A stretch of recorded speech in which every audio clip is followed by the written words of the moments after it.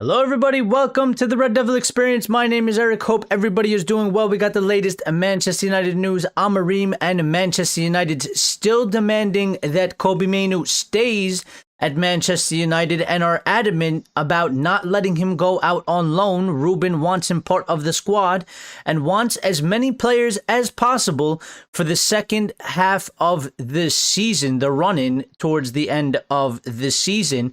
Also, Jason Wilcox doing an interview talking about having a clear plan and that they're happy with the progress. We're going to get into that interview. We're going to break it down, revealing that there is more investment coming into Manchester United in terms of transfers and that they have a clear idea of who to get and what they are looking to get in terms of adding to the Manchester United squad to make us better.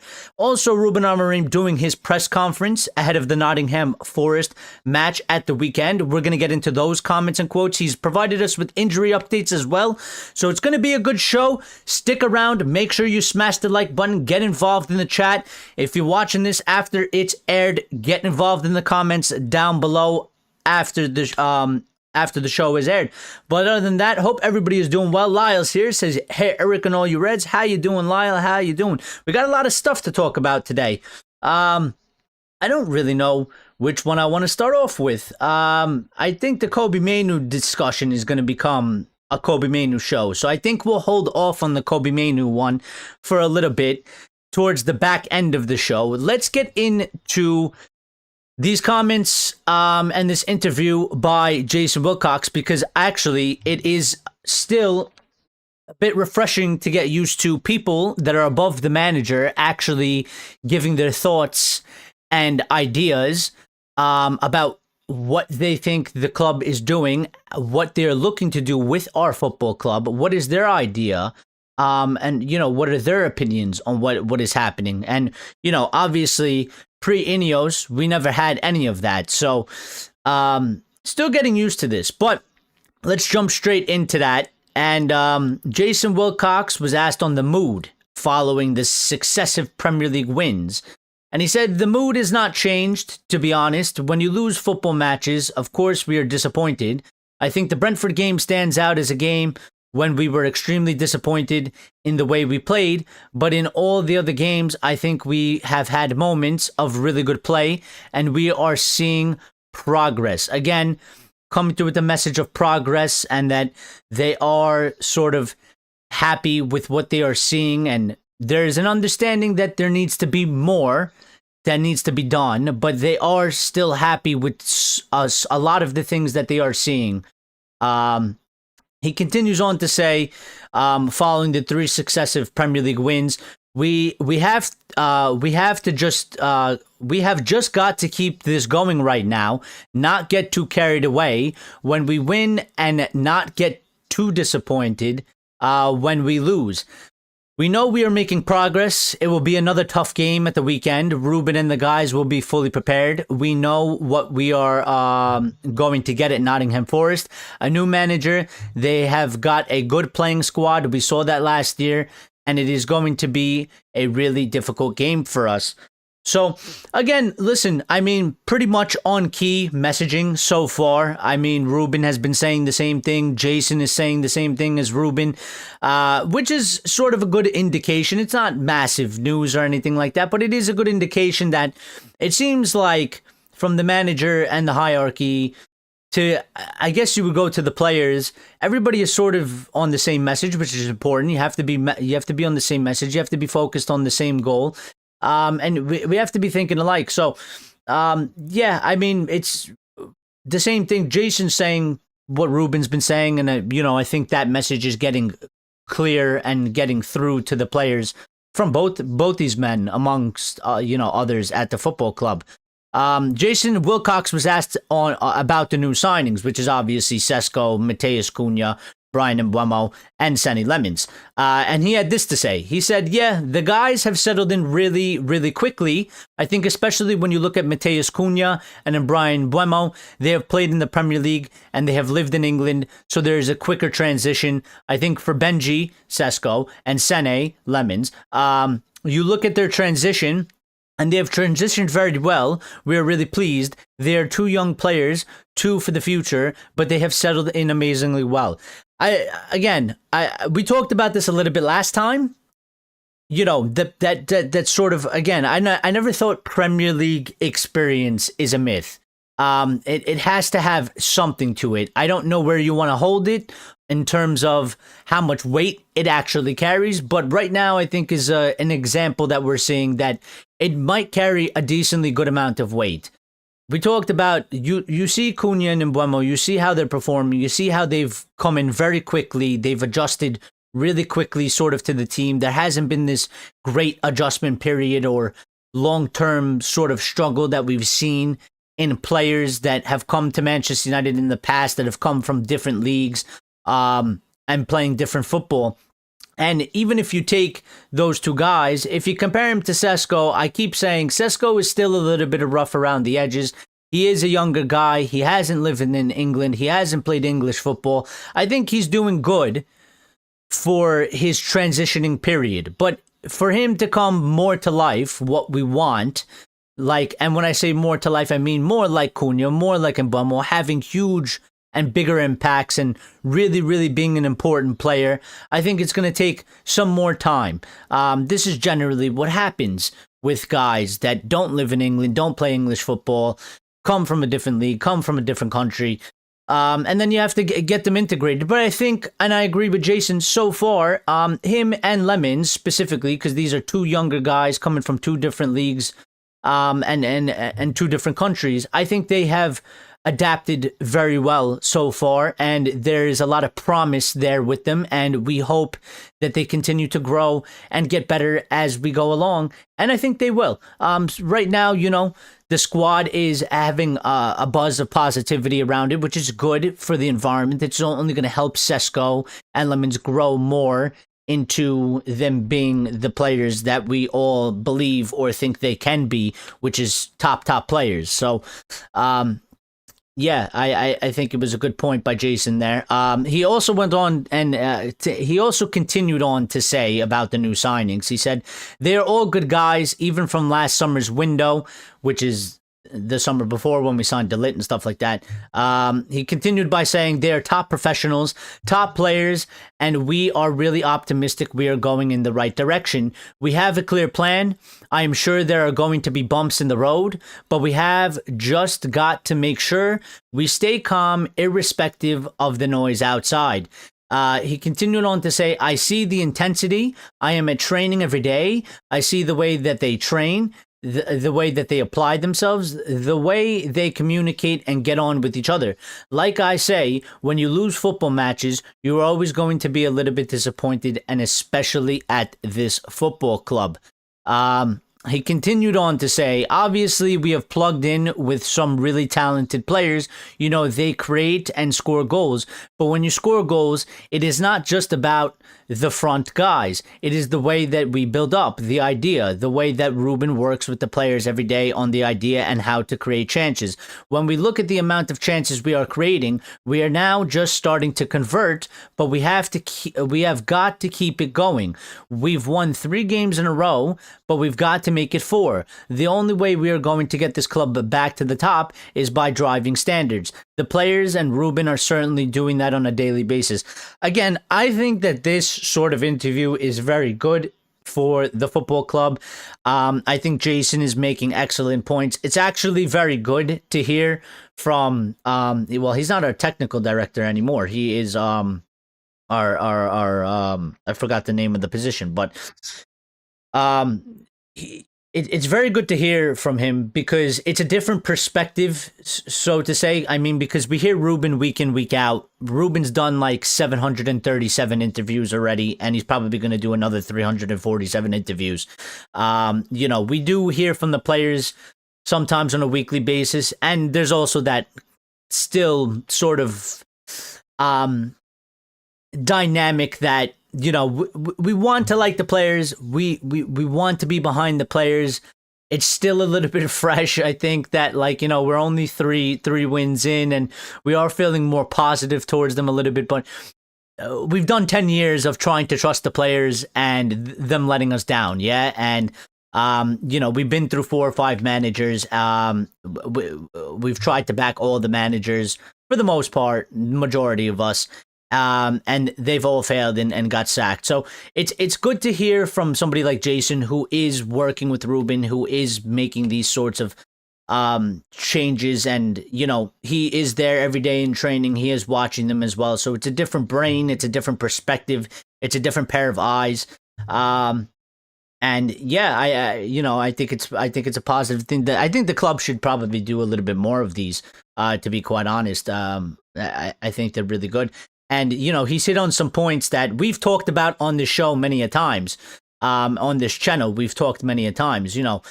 It's not just about the talented players, and we got the front three and they can create and score, but the way we build up the idea, that's what Ruben's been talking about a lot. That's what he's been talking about this whole time he's been here. We're seeing more of that, and I've talked about and we've talked about on this channel how if you go back prior to the 3 weeks of winning that we have currently, we've talked about how we are not in the same situation that when we weren't scoring goals prior to Amorim coming in, we weren't creating chances, so we weren't scoring goals. I mean, our chance was 75th minute, we had 1 shot on target. This is not what was going on. I mean, we were creating loads of chances. We were very high in that stat. We still are very high in that stat. But only now, in the past 3 weeks, have we started actually converting the chances. And, Jason says that we got to keep it going, and we have to keep it going. Ruben's saying the same thing. So again, everybody's on sort of the same page, same focus. We seem to be a lot more organized. We seem to be actually a lot more like a football team than we were in the past. So before I continue on, let me get into the chat real quick. See if anybody's saying anything in here. Lyle has said, drop a like. Yes, get that done, people. Smash the like button. Subscribe. Also, if you're not a subscriber, we are trying to get to 3,500. We're at 3,220. And make sure you hit the notification bell icon. Also, get in the Discord, man. Get in the Discord. I mean, the Discord is the place to be. It is a very good place to be.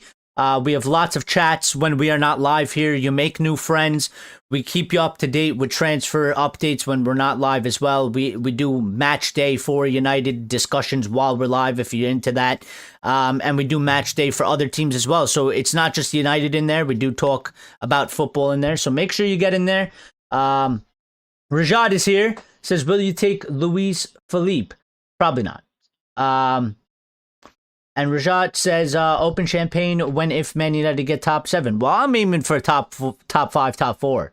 I would like us to get there. I don't know if we can get there. I think it's going to be very difficult. I think it's going to be hard. And I think, like Jason Wilcox is saying here, there are going to be bumps in the road. Make no mistake about the fact that we are riding on a high right now. We are very positive. We are very happy that we are getting wins again. That's what we want. We want our team to play well and get wins. Make no mistake that there will be bumps in this road. We are very early into the season. This will not last forever. Enjoy it while it's happening. No celebration police here. Enjoy every moment of it. Enjoy every goal. Celebrate everything. But don't get misconception by we're all of a sudden we're going to go on like a 14-game winning streak.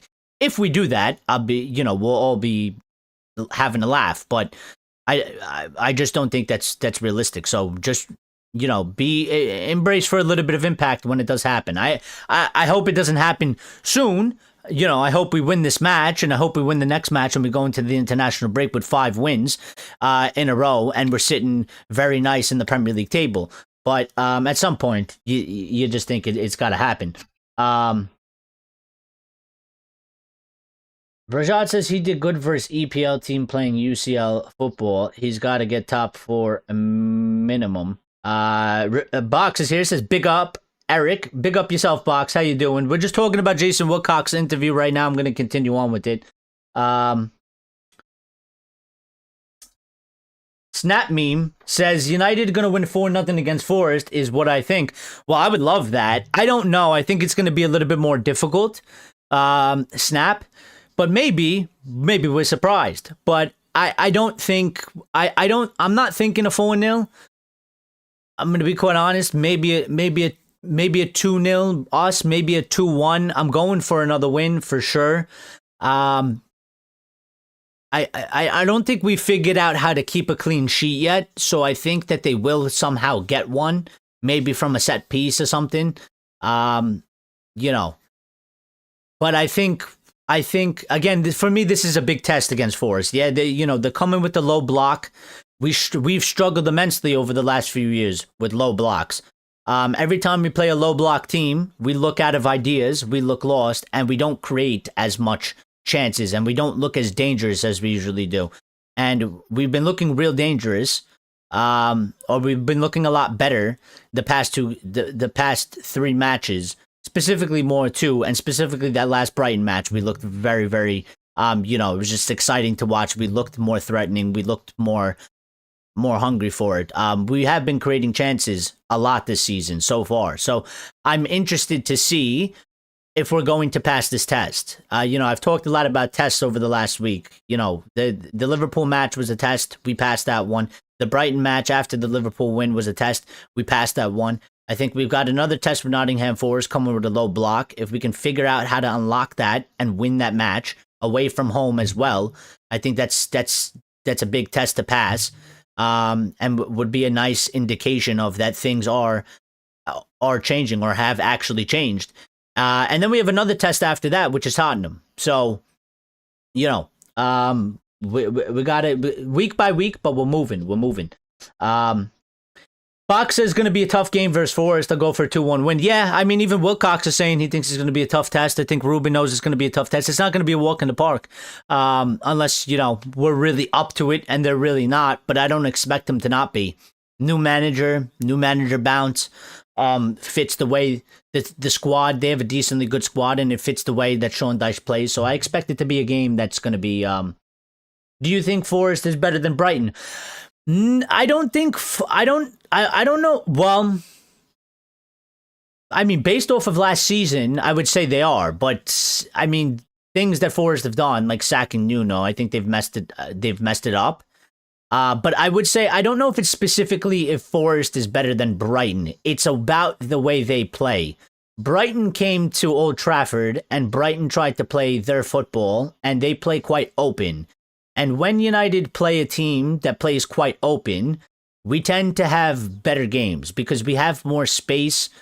We feel a lot more comfortable. We're a lot more confident in ourselves, and we play a lot better. We have struggled immensely against a team that plays low blocks, that is defensive, that is tight in their shape, that is just a very frustrating team to try and get a goal in. And that's what I expect from them, and that's why I think it'll be a tighter match. Also, we still have like the away record as well. Yeah, I mean, besides beating Liverpool at Anfield, before that we struggled immensely. The record away was atrocious. So we still have to go back out and prove that, hey, this wasn't just a one-off thing. This isn't just a one-off or two-off things. We've actually changed. We've actually found some answers, and we're gonna keep going. So. But I love the chat. Keep it coming. Rashad says United will probably win it 1-0. Maybe win the game 2-1. Yeah, I mean, I think those are realistic score predictions. Fox says it takes... I'll take 1-0s every game. I mean, that's the thing as well. At this moment in time, for this season, for where we are, for where Ruben is, I would take 1-0 every match. I don't care. I don't really care. I don't really care how we win them. I don't care, in the manner in which we win them. I just want to win them. I just want us to win as many matches as possible. We'll worry about how pretty it looks and how entertaining it is when we figure out, how to be a consistently winning team and a strong team. Right now, I think it's just really important. I don't care, if we're winning matches and it's 5-4, and I don't care if we're winning matches and it's 1-0.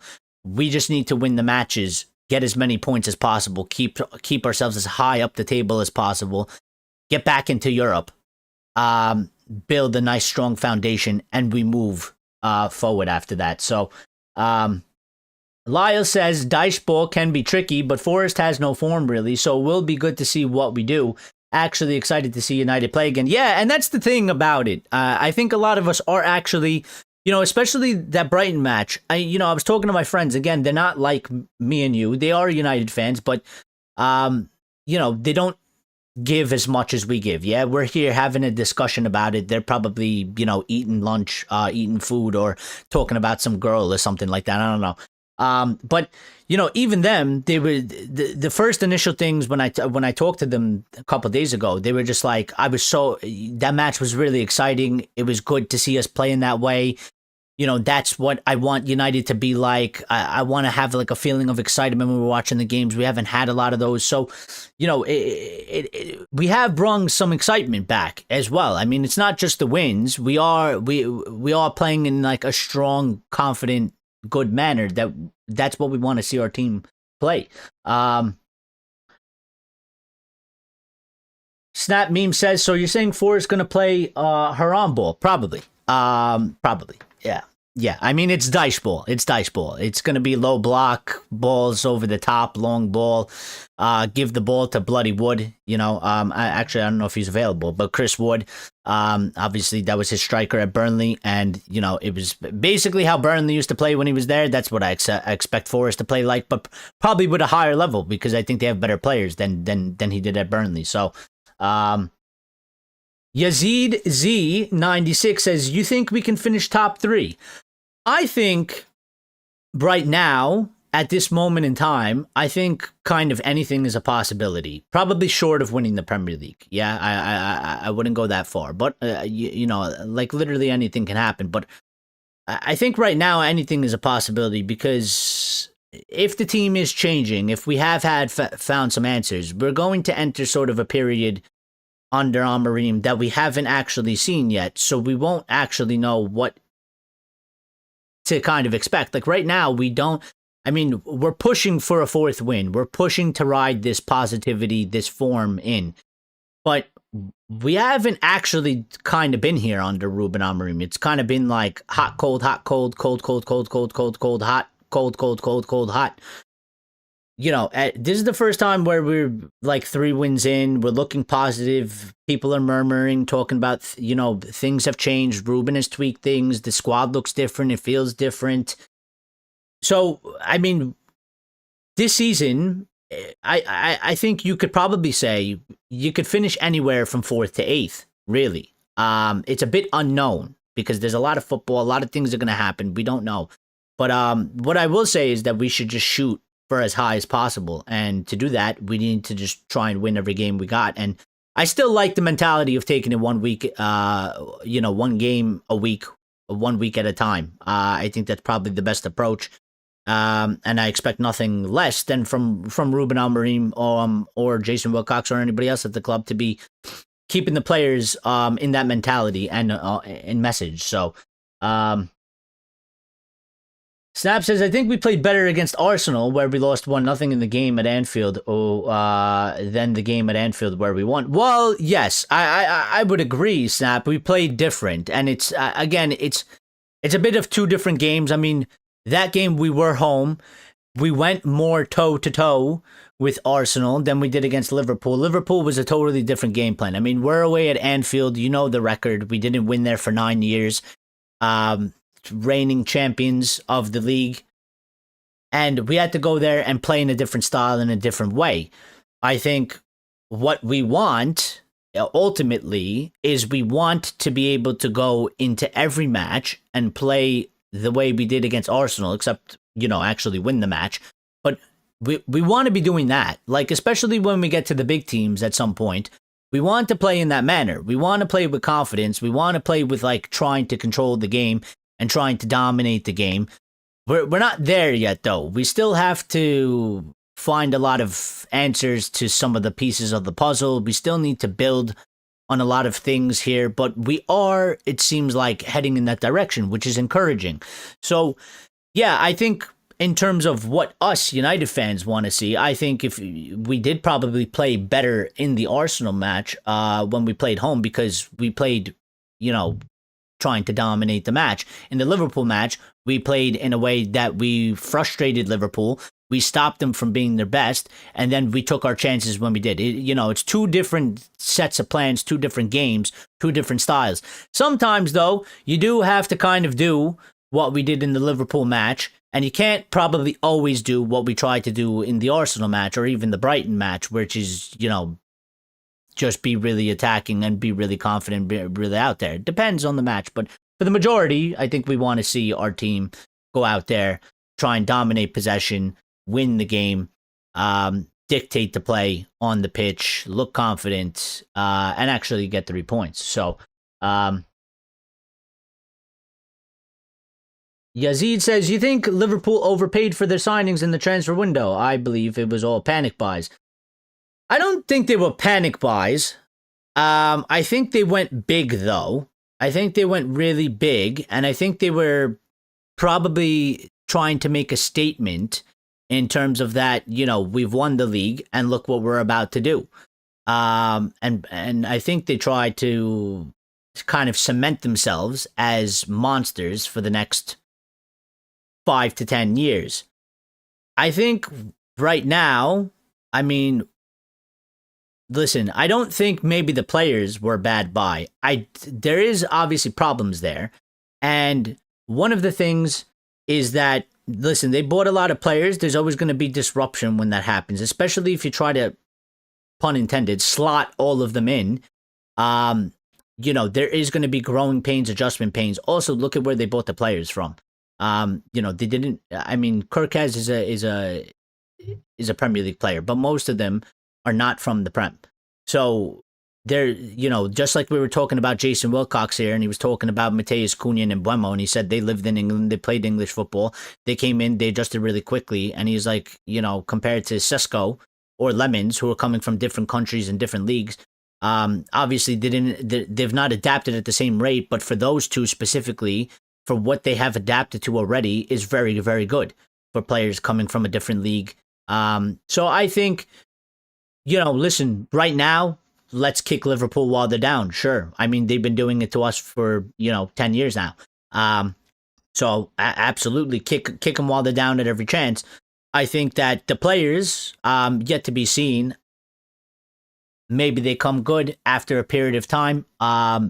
This season might just be one that is, very messy for them. Maybe it gets sorted out in the season after. I still think that with them having the people up top, above the manager that they have, with the success that they've had, I would find it very hard to see them completely messing things up. Doesn't mean they can't make mistakes. Doesn't mean they can't get things wrong. But having Michael Edwards and stuff like that there, and all those people there, I would assume that they know what they're doing because they've already built it into something that's winning. So,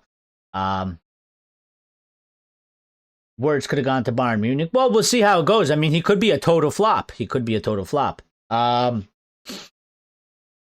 We could have hammered Arsenal. Yeah, I think it was unfortunate that we conceded the goal in the beginning, which is something that in the past couple weeks, again, we've stopped seeing. That sort of changed. If you think about that goal that we suffered to Arsenal, and you look at that goal, and you look at last season, that goal was happening almost on a weekly basis in some sort of form, whether it was a set piece or, a bad giveaway or just unfortunate luck or whatever you want to chalk it down to.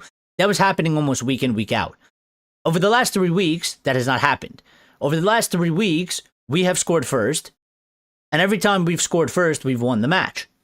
And we stopped conceding what I would say sort of shitty goals. The Brighton game, I think, it was a stupid mistake. I think Lemons could have done better on the free kick, but not going to go too in on him on that. And, our team was in a comfortable position. Those things shouldn't have happened. I think the subs had an impact as well. But, yeah, if you look at the last 3 weeks, we haven't conceded stupid early goals like that messes us up in the match. We've done well to defend. We've done well to be more clinical. We've done well to take our chance. The Liverpool match, we scored immediately. That changed the whole game. And, it played into our game plan instead of playing into Liverpool's game plan. We score first against Brighton. We're home. They got to play into our game plan. So I think the Arsenal match was very unfortunate, and it was still a carryover from last season. It was the first match of the season. It was a carryover from last season. We gave up a stupid, shitty goal, and it went right into Arsenal's plan, and we suffered because of it, because they got the away goal, first match of the season, and they're a very good defensive team. So it was very hard to break down. We weren't as sharp as we probably are now. And yeah, it was just hard to get done. So Snap says, yes, I think when we people say Amorim isn't adaptable, it's very untrue. Amorim is adaptable in his own way as he adapts, but within his code. And that's a very good point, Snap. And I've been saying that for weeks and weeks and weeks now. Because I've been having this argument, like, people, and you're right, people have been saying that, like, Amorim, isn't adaptable. He's listen, he couldn't be stubborn. That's fine to be stubborn, but they're saying he wasn't adaptable. He's not going to change. He has to play a 4-4-2 or whatever it is. And I've been trying to explain that, just because Ruben doesn't have the traditional sort of manager where, if he plays a 4-4-2, he has a backup formation as a 4-5-1 or something like that and changes it. Ruben has his ways. He is adaptable, but in his own way. His system is very fluid, and you can tweak the hell out of it. You can make it play probably 7 different ways. Maybe I'm exaggerating a little bit, but you can have it play a lot of different ways based on what kind of players you got playing in there, who's in there. And also, you can have them do different things, like we've been seeing, like in the last match, when you had Luke Shaw dropping into center defensive mid and allowing Bruno to go forward. That is sort of a tweak. We're still playing a 3-5-2, or whatever it is, a 3-4-2-1. We're still playing that, but it's just operating differently. And then the shape on the pitch is differently. That is Ruben tweaking his system. It's still his system. He hasn't changed the system. It's just making it play in a different manner.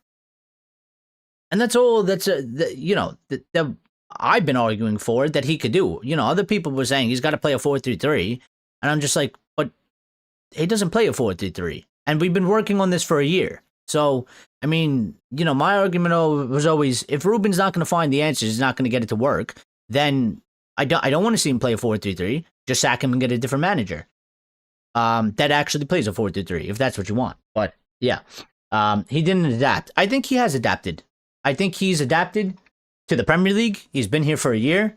I think if you look back last season in the beginning, and you look at this season, and you look at options that he's taking and tactical setups, I think he's adapted. I think the team has adapted to the system a lot more, and I think the team has actually adapted more to the Premier League because of the signings we got. So, yes, I do. If you look at us right now and you look at us last season, I think there is major differences, and that's because they have adapted. Doesn't mean that we're perfect. Doesn't mean that we're going to conquer the world, but there has been improvements. And they have adapted to some things. They need to adapt more, but yeah. Yazid says, is the storm coming for Liverpool? I think the storm is here. I think the storm has arrived. I mean, they have 6 losses in 7 matches. They haven't won a domestic game in 6 games, 7 matches or whatever it is. So, and Frankfurt basically just gave them a win for compensation for the money that they gave them for Ekatike. So, Rajat says, if you watch closely, its players now understand and buy into Amorim's tactics. That's why they've been consistent for now, playing well and winning. I think it's everything. I think it's that. I think it's Ruben has adapted. I think he's also tinkered. Not tinkered because it's not a consistent thing. Yeah, like it will change from game to game, but that's Ruben doing his tactical adjustments for specific opponents. But I think he has a better understanding of the level of competition in this league. I think he has a better understanding of the teams and how they play football. I think he has a better understanding of just, English football in general compared to when he came last season. I think last season he was super, very, very naive.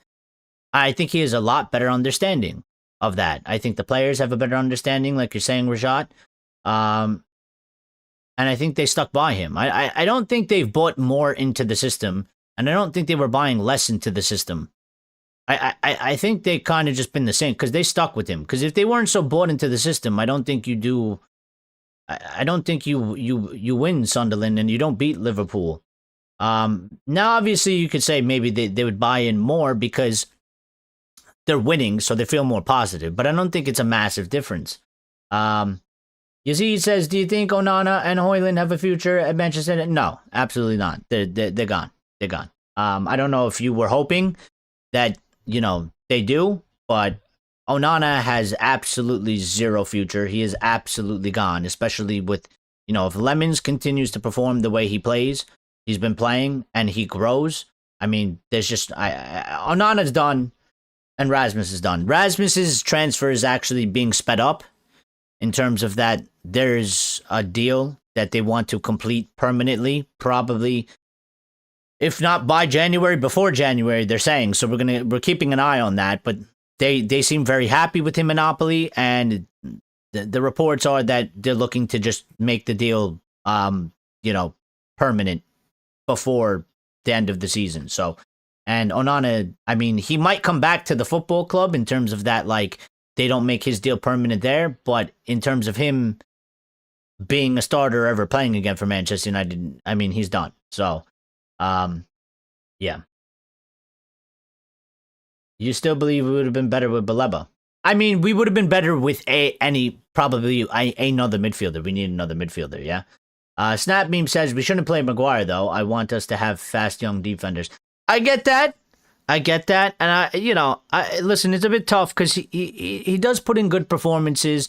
I understand because I do have the fear of the lack of pace back there. And I always kind of have I still have Maguire PTSD a little bit in terms of that. I always feel like that there's some sort of mistake coming, or, he's going to get absolutely done and burnt for pace. So, but he has been good. So I think in some games it's okay to start Maguire, especially if we need height, especially if teams play with crosses, or they have tall, strong players. I think you need Maguire in there to sort of balance it out, because we don't have the tallest team. And we don't have, our team's physicality has gone up now with like Cunha and Mbeumo, and a couple other players, but we don't have like the toughest, strongest team either. So I think Maguire does help in that aspect. So I think it depends on the match that we play. But generally, moving forward and for the future, I do agree, Snap, that I would like, to have mobile guys so we don't have to worry about getting done for, being burnt for pace, and being able to cover just in case mistakes are made. So what do you think happens when Mazraoui comes back? Will we be better? Well, I hope we are. I mean, Maz was basically one of our players of the signing of the year last year. He was, highly impactful, and he's been out for a little bit. So we can get better. I think it depends what he ends up doing with Mazraoui. Because again, you can play him right wing back, but I like Diallo there very much, and I don't think Diallo should be. I think Diallo is probably our best wing back we have at the football club. And then my preference, I really like Mazraoui as one of the center backs, right center back, left center back. I would like to see him play there, but I don't know what he's gonna do. So I guess it depends what he ends up doing with Maz, where he plays him. And also, Maz has been out for a little bit. He's been struggling with a little bit of injury. So I expect Maz to be a bit rusty. I expect Maz to not really be up to the pace, in the beginning. But if he stays healthy and he gets, consistent run out, then I expect him to bring back the levels that he showed us last season. So we should improve technically. I mean, if he's playing like he did last season and having the impact, then we should improve. It should be a good improvement. So Yazid says we need to invest in January transfer window. We do. You want Ugarte out. You're one of those guys. Not that I'm not trying to say you're like a bad guy. I'm just saying, like, you don't rate Ugarte and you want him gone. Because I don't necessarily think Ugarte is a bad player. I'm not saying he's like phenomenal, but I don't think he's like the worst player. I think his job is to just be a disruptor. He's kind of like a mini Baleba to a certain extent. Yeah, he's not going to create. He's not going to create chances for you. He's not really good at progressing the ball forward. But he can do a job in terms of cutting passing lanes, being a disruptor, getting on the ball, being a nuisance to the opposition attack.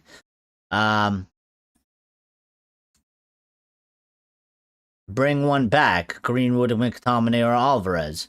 Alvarez. Because he never got a real opportunity. I would bring back Alvarez. I said this on the last show. I think Alvarez was a mistake I think it was a mistake in the way that we handled it. We never gave him a real chance. We never gave him a real opportunity. I would have liked to see him get a real opportunity, and I think they messed that one up immensely. So, but real quick, chat, let me get back to this because I want to hit on these points, and then we'll get back to the general discussion. So let me just get back to Jason Wilcox. I want to finish this interview because he said some really good things, and I just want to hit this. But, you guys are doing amazing, loving the questions, loving the chat right now. So keep it going. I'm going to do this, and I'll jump back in. So Jason Wilcox, continuing the interview, was asked about Nottingham Forest. He said preparations are going well. The players came in on Sunday to do the recovery. Monday, they took the day off, and then now they are spending the time preparing for the game, understanding that we are going to get, understanding what we are going to get at Nottingham Forest, how they play. It's obviously a new manager, so it's slightly difficult to assess what they have done previously, but ultimately, they have got good players. The home crowd will get behind them, and it's important that we go there. We compete in the early stages of the game, and then we will see what we get. So again, I mean, we just talked about it a little bit.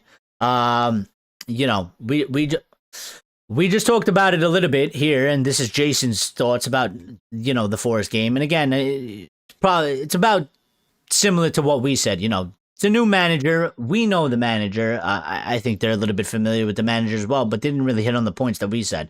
I don't think Jason Wilcox was ever going to say. Imagine he came out and he said, yeah, they played dice ball. I don't know if he's familiar with that term, Jason Wilcox. But again, yeah, I don't think it's going to be. I don't think we're necessarily going to run around on them. Also, there is a little bit of the fact that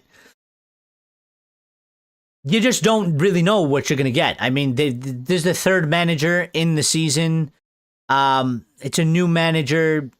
You sort of expect the bounce, but they haven't been performing well, so far this season. So it's just kind of a bit of, you don't really kind of know what you're going to get. It's kind of like a surprise bag.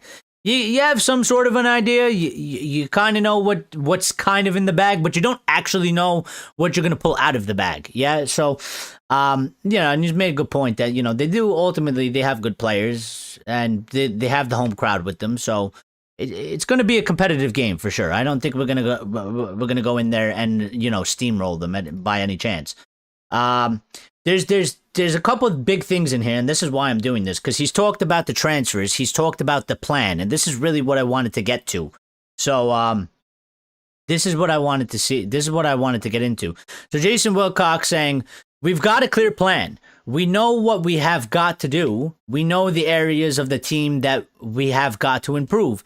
For us to get into the top 4 and consistently challenge for Champions League places, win the Champions League and win the Premier League, we have got to invest in the squad.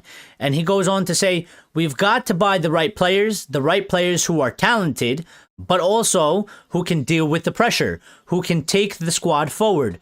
It is not always about just signing elite talent. They have got to have the right character and be somebody who can bring something different to this team. And I love this. And the day ones that are here have been here for the whole time. They know why I love this, because this is literally all I've been talking about since I started this football channel. Since I started this United channel. This is all I've ever been talking about. It's all good and well to get talented players, but if we're not buying players, which I think this is why Ineos is doing a better job, and this is why things are changing at the football club. because in the past, prior to Ineos, we did big name signings, talented, but they could not deal with the pressure at this football club. They didn't have the right character, and they didn't bring something different to the team. And I have been talking about this since I started this. You know, you can have all the ability in the world, but if you can't handle the pressure at this football club has more pressure than probably anything. And people like to say pressure make diamonds. Yes, it does, but you have to have the right type of stone for it to become a diamond. You can't just make any stone a diamond. Because if you take any stone and put pressure under it, it doesn't always become a diamond. It breaks and cracks and gets destroyed. So you need the correct type of player here that can handle the pressure, that can take the squad forward. They have to have talent, but they have to have the right character. They have to have the right attitude. This is why at the end, I gave up on Garnacho, because he didn't display the right attitude. He didn't display the right character. He didn't display the right mentality. He didn't, unfortunately, with the way he handled things. This is why I don't like Jadon Sancho. This is why Marcus Rashford needed to get a change of scenery and go somewhere and start fresh, because he couldn't keep himself up to that. I mean, when I watch him walk on the pitch, you just know that it's done. A youth academy player coming, he's spent, I don't know how many years, 20 or whatever it is, longer, 28 years, but 27 years, something like that, 26 years of his life at United, and he can't find the means to run on the pitch. You have to leave. You have to leave. You should be motivated enough to be able to run on the pitch, no matter what circumstances are going. So he had to go. And we've brought in players like Cunha and Mbeumo, who are fiery, who are playing for the badge, who are fans of this football club, who are giving everything that they got, and they are actually talented, and they fit the system, and they play well in the Premier League. So, yeah, absolutely. Absolutely. Vote MAGA.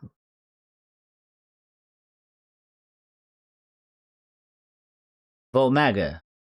Make Amorim great again.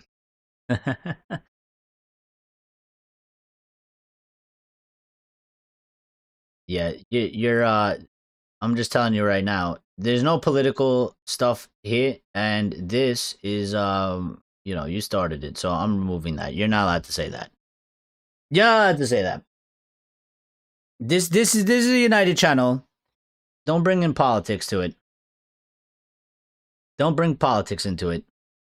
We're having a discussion. You're coming in here. You're disrupting the show, talking about AI and talking about some New York mayor that nobody gives a shit about. Okay, we're talking about United. So if you want to talk about United, you can talk about United. If not, then just get out of here. Anyway, I'm gonna continue with Jason, and Jason said we are really happy with where we are. We know we have got to improve, and the players, they will never be satisfied. Ruben will never be happy. I will never be happy. It is just how we are built. We are always looking to improve. Anybody who works at Manchester United should be thinking the same, and they do, with the standards we are driving every day. Again, good statement. They seem happy with the progress, which is probably the main point of that. But yeah, I mean, the big thing that they're talking about, and I think it's important that Jason mentioned that we need more investment. We're going to need more investment. So we need to perform. We need to get back into Europe to do the level of investment. But I think, there's been a lot of people that have been highly critical of sort of Sir Jim's way, with the cutting of the costs, and many of the people that wanted Qatar or wanted whatever his name was, because debt would be gone, full ownership, and also we could probably spend like 800 million in one go. Many people are unhappy that we have to do the cut thing. We got to take it step by step, and it's going to take 3 or 4 or 5 years, which is fine. That's, if that's your opinion, that's your opinion. You don't have to, accept that this way. But I think it's important for Jason to come out and somebody not be Sir Jim Ratcliffe, because I will listen to Jason Wilcox all day, all long. He is a football guy, first and foremost, always. And he is the football person at this football club. Sir Jim, I don't really... I can't really back everything he says, because, he says he's a lifelong fan, but he's a billionaire. I don't think he had much time to watch football as much as us. So I don't think he knows much more than us. The only thing is that he's on the inside. But Jason Wilcox, I'll listen to Jason Wilcox all day, because that's literally his job, and he is a football guy. I'll listen to Ruben Amorim all day, because he's a football guy. I'll listen to Omar, because he is a bit of he's more of a football guy than Sir Jim, for sure. And he was at City, and they were successful. So, and he was at Barca before that. So I'll listen to these guys all day. And they should do more talking. But it's important that Jason is doing. It's important that Jasim doesn't exist. Yeah, Jasim. That was his name. Whatever his name was. Yeah, it's important that Jason is saying these things, because many people look at the Sir Jim Penny pinching, cost-cutting things, and they get very angry about it. But people will be very happy that, our director of football is talking about we need to spend more money, because we do. We need to spend more money. We need more investment. We obviously need to get a midfielder or two. We need to get another wing back. We probably need maybe another center back or something like that. And we got to continue improving. So, Amorim for mayor. We are united after all, says Snap. Yeah,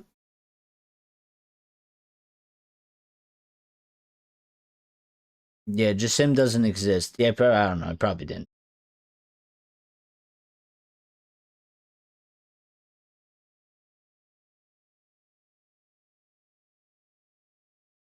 I mean, I think they made that up, Lyle. I don't think they were. I don't think they were looking. I think there was something easy to write. But I do have this. Let's get into Ruben's quotes real quick, and then we'll finish off the show with just whatever the chat wants to continue talking about. But I want to get into Ruben's quotes, because Ruben had some good things to say as well. So today was a lot. We heard from Jason Wilcox. I think it was a very, very good interview. Ruben Amorim updating us and doing the presser for Nottingham Forest. And, he gave us some injury updates about like Lisandro Martinez, Harry Maguire, and some others. He also gave us his thoughts and feelings. And again, I think it kind of matches Jason's. I think it kind of matches what I'm feeling, and maybe probably some of you. So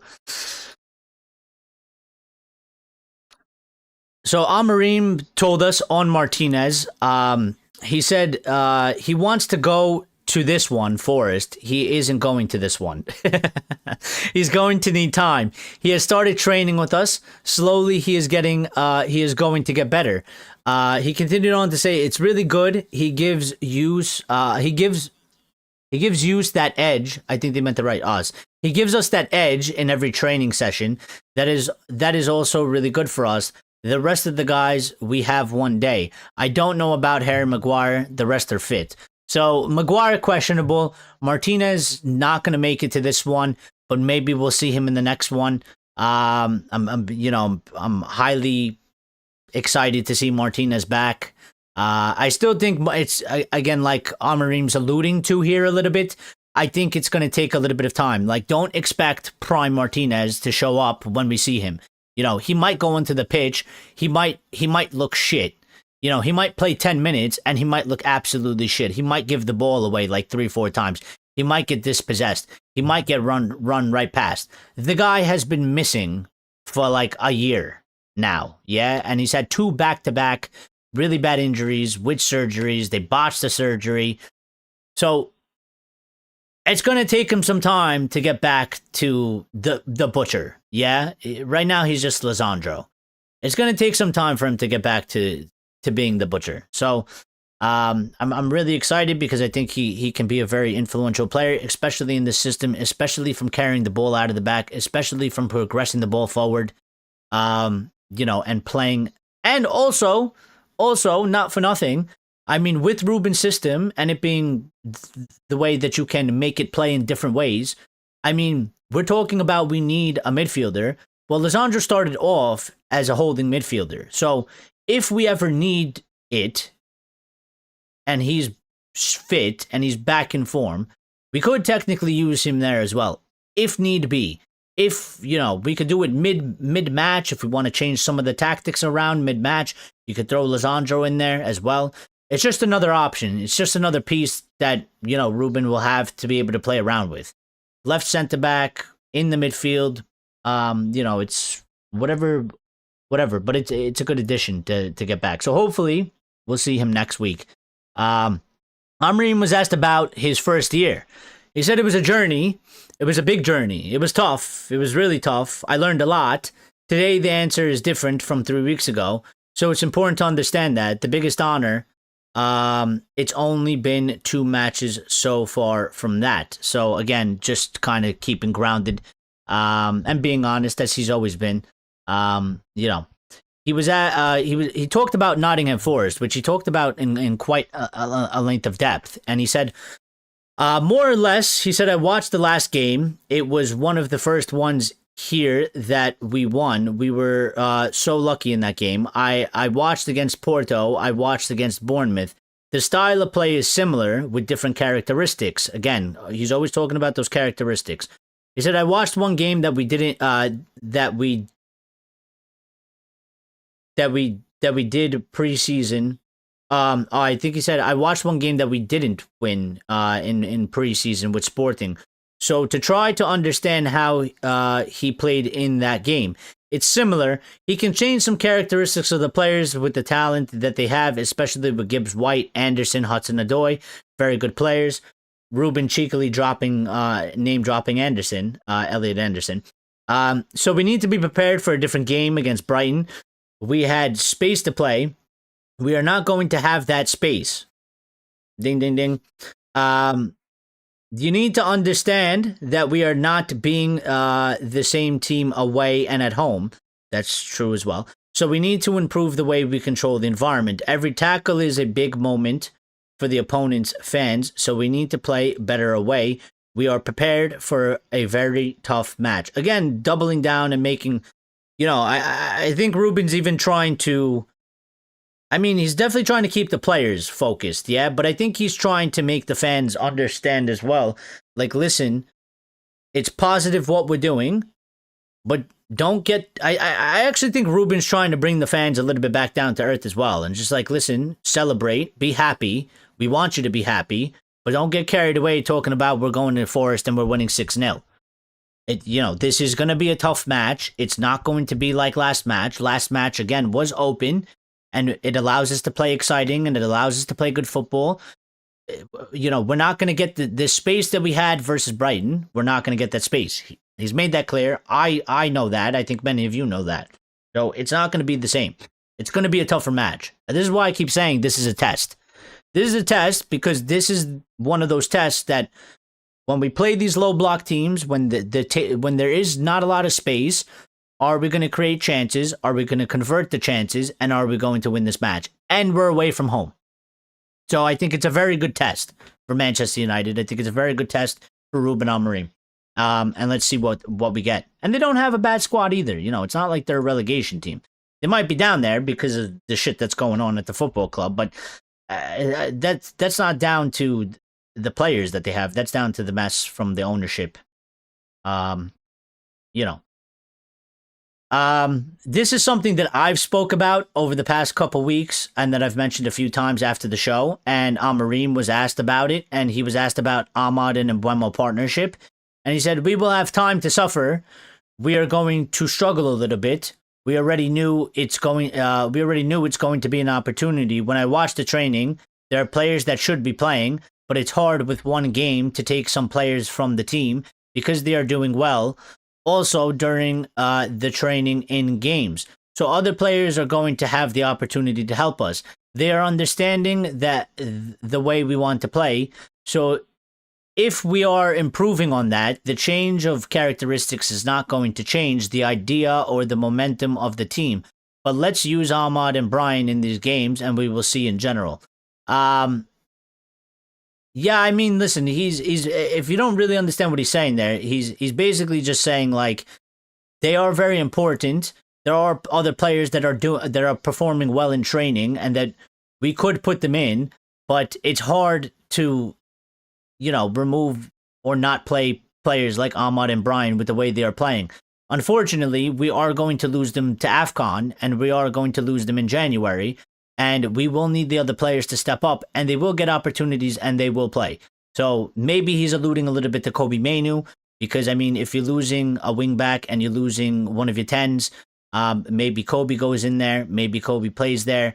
And also Ahmad, is a wingback, but he is also, or could be potentially an option for 10. He has played there before. You're losing these two players. We're going to need more players to step up. And I think this is why he's so adamant about keeping the likes of Xerxes and the likes of Mainoo. And he wants as many players at the club as possible, even though we're limited in games. I think he's looking at the back end of the season. And yeah, we're playing less games, but that part of the season is still time where you do pick up injuries and stuff like that. And that is the most important time as well, because it's the run in towards the end. You want to be performing as high as possible, and you don't want to be shorthanded like he was last season. Last season, he was a bit shorthanded at a certain moment because we loaned out Rashford, we loaned out Anthony. Sancho was already gone. And then Xerxes ended up getting injured, and, we were a bit out of options. I think Ahmad was a little bit injured and then came back. Kobe got injured at one point as well. So it was a little bit lack for options there, and he didn't want that. We needed as many as possible because we were playing 3 games a week, and we needed Europa League. So I think he's keeping an eye out for that. He just wants as many options as possible, which is always good. Amorim also talking about Daesh and saying, because if you guys remember, Daesh was a pundit before he got hired. And I remember specifically, he was talking about Ruben Amorim winning more if he switched his system or if he switched the formation.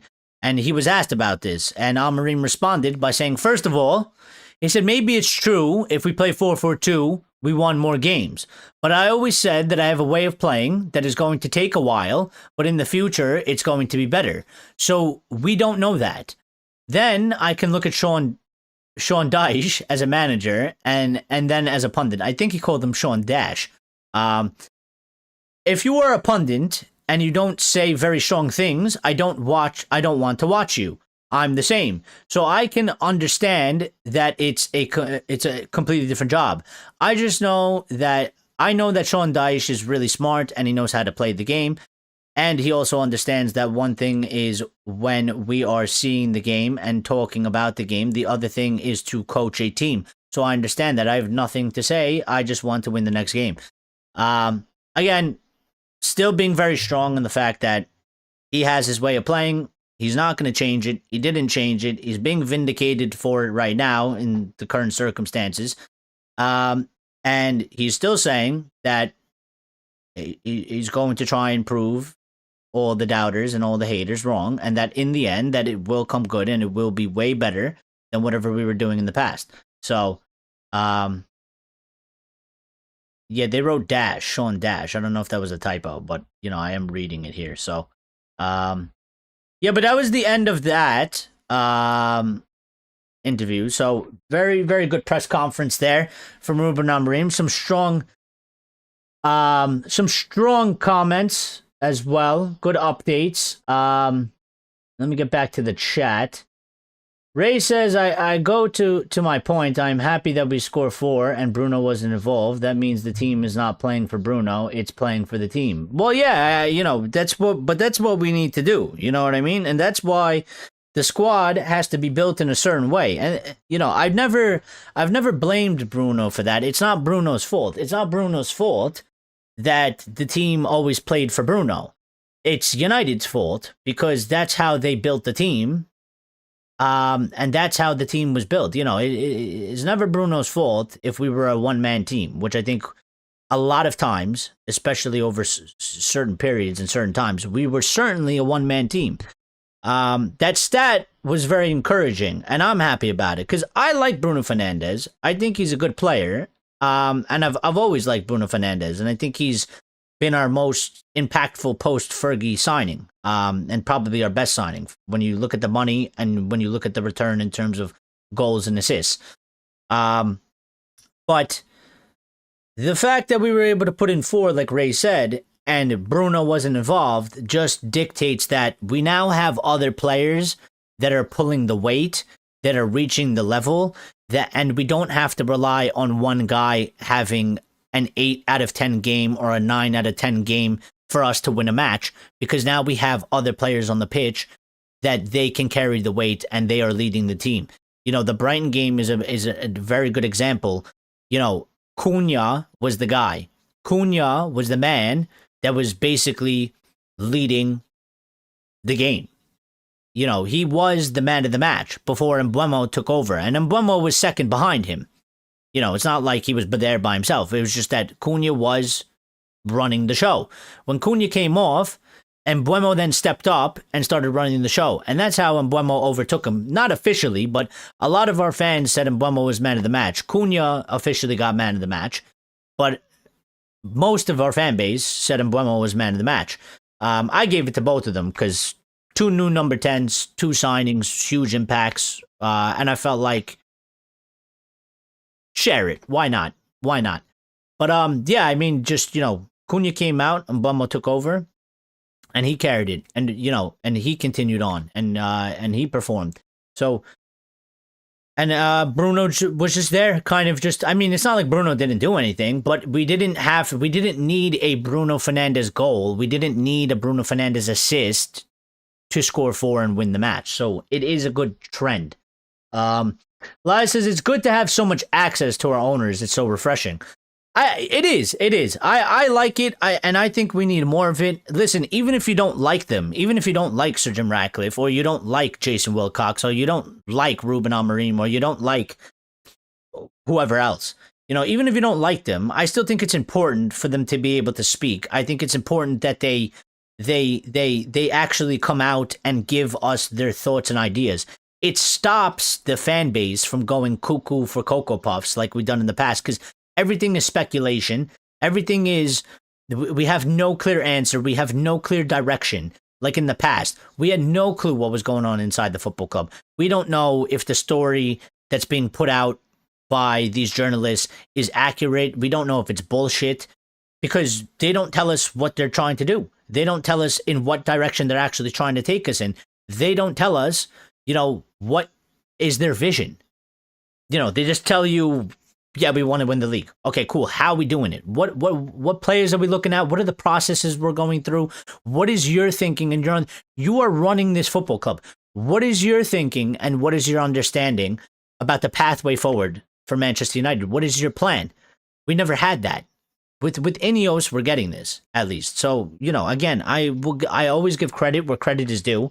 And I think they deserve for them actually coming out more and speaking more to the fans and giving us more direction and giving us more thoughts. Whether you buy into it or not, that's on you. There's nothing else you could do. If you buy into what they're saying, then buy into it. If you don't buy into it, that's your decision and your choice. But at least it's there. And at least there's something tangible that we can hold on to, so that when we get to a certain point, we can look back and say, well, Wilcox did say this, and we ended up doing this, and it did work out. Or Wilcox said this, they never did that, and look at where we are, now we're in a shit position. So it's good to have, there's a level of accountability now, a lot more.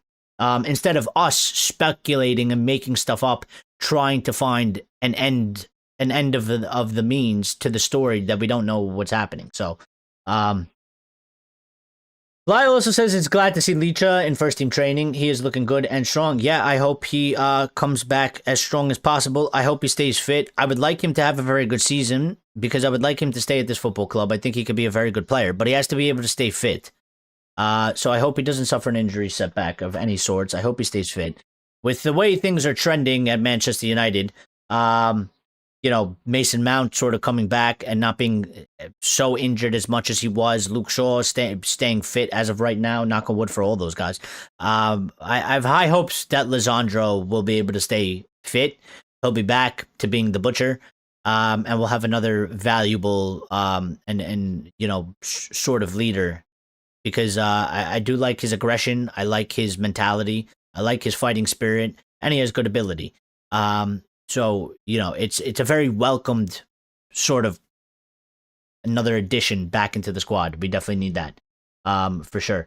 Lawrence Burry is here as well. Says, good man, still going strong. If we beat Spurs too, we will likely win the league title. I don't know about winning the league title if we beat Spurs, but yeah, I would like to have 5 wins. Oh, we're at 3,230. Would you look at that? Shout out to all the people that subscribed. See, I told you that thing jumps up. Yeah, I don't know about winning the league if we beat Spurs. I think to win the league, we got to beat every team then in the league, yeah? I think to win the league, Manchester United, this is a statement that I'm going to go on. To win the league this season, Manchester United need to beat every team that we play for the rest of the season, yeah? Which I don't think is going to happen. So, but what I would like is to be in Champions League. I think that's what I'm shooting for right now. A lot of people talking or hoping that we can win the Premier League. I would like to be in Champions League, because I just don't think I just don't think we could go from being a complete mess, which was last season, to jumping to win the Premier League this season. I just don't think I just don't think it will happen. I'm not saying it can't happen. I just don't think it will happen. But yeah, seen a few people talking up Arsenal for the quad. No. See, the thing is that they think that they're going to win the Champions League, yeah, and they're not going to win the Champions League. I don't even know if they're going to win the league, to be quite honest, because I mean, there's a first time for everything, and last season there was a few things that happened that were like first times, like Spurs winning a fucking trophy, and we helped out, or we gifted it to them. But like Crystal Palace getting, a trophy and being in Europe for the first time, like. But I still think Arsenal is still very Arsenal. I think Arsenal is still very Netflixy, like Uncle Pat put it. You always have to wait for next season. I don't think Arsenal will win the Champions League.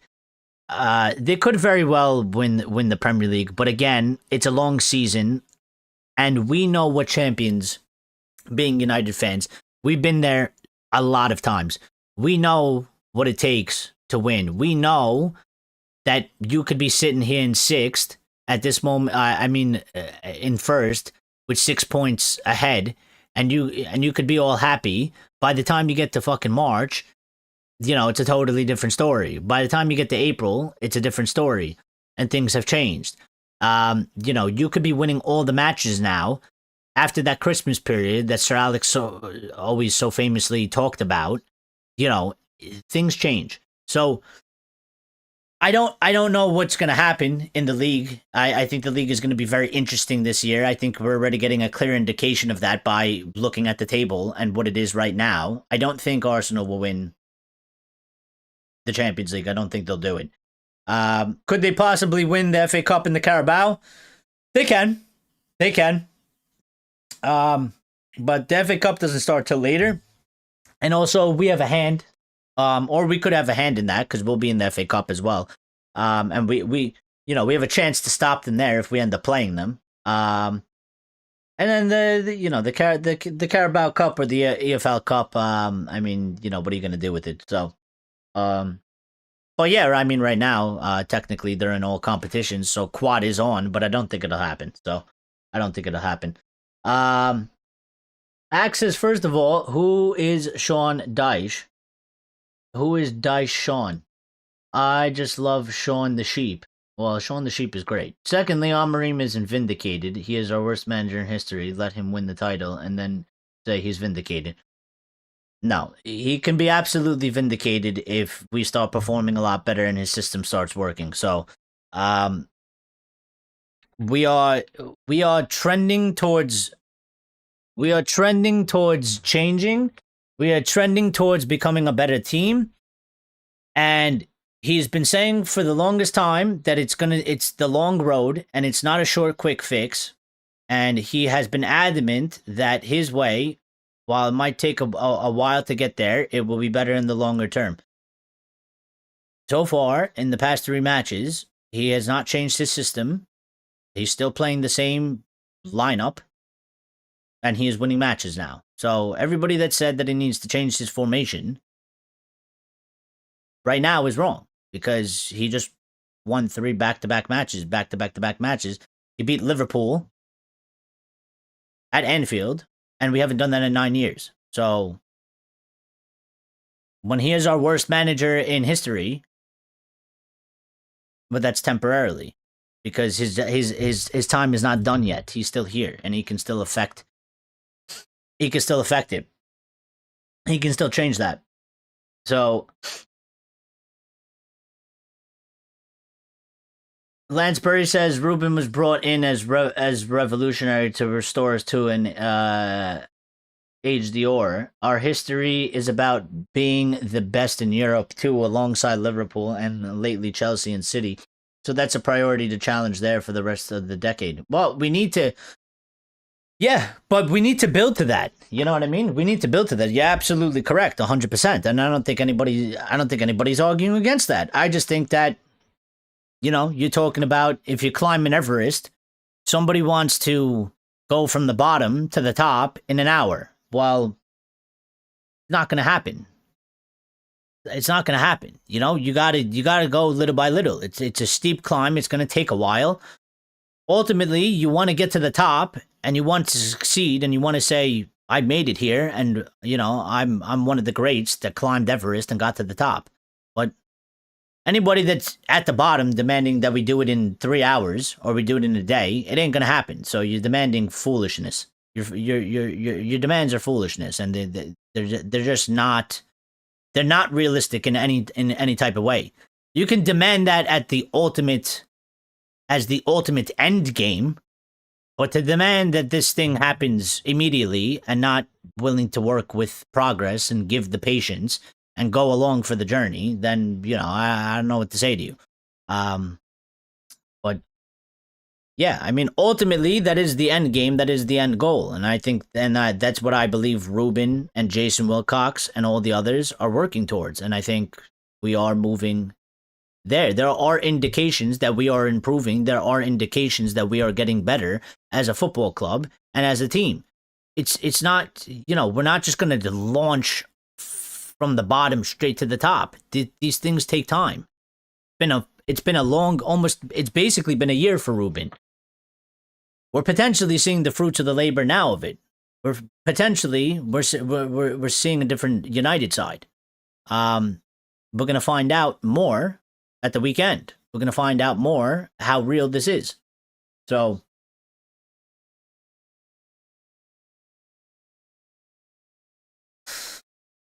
we just started to perform. Let's keep our hopes and enthusiasm in check. They are in check.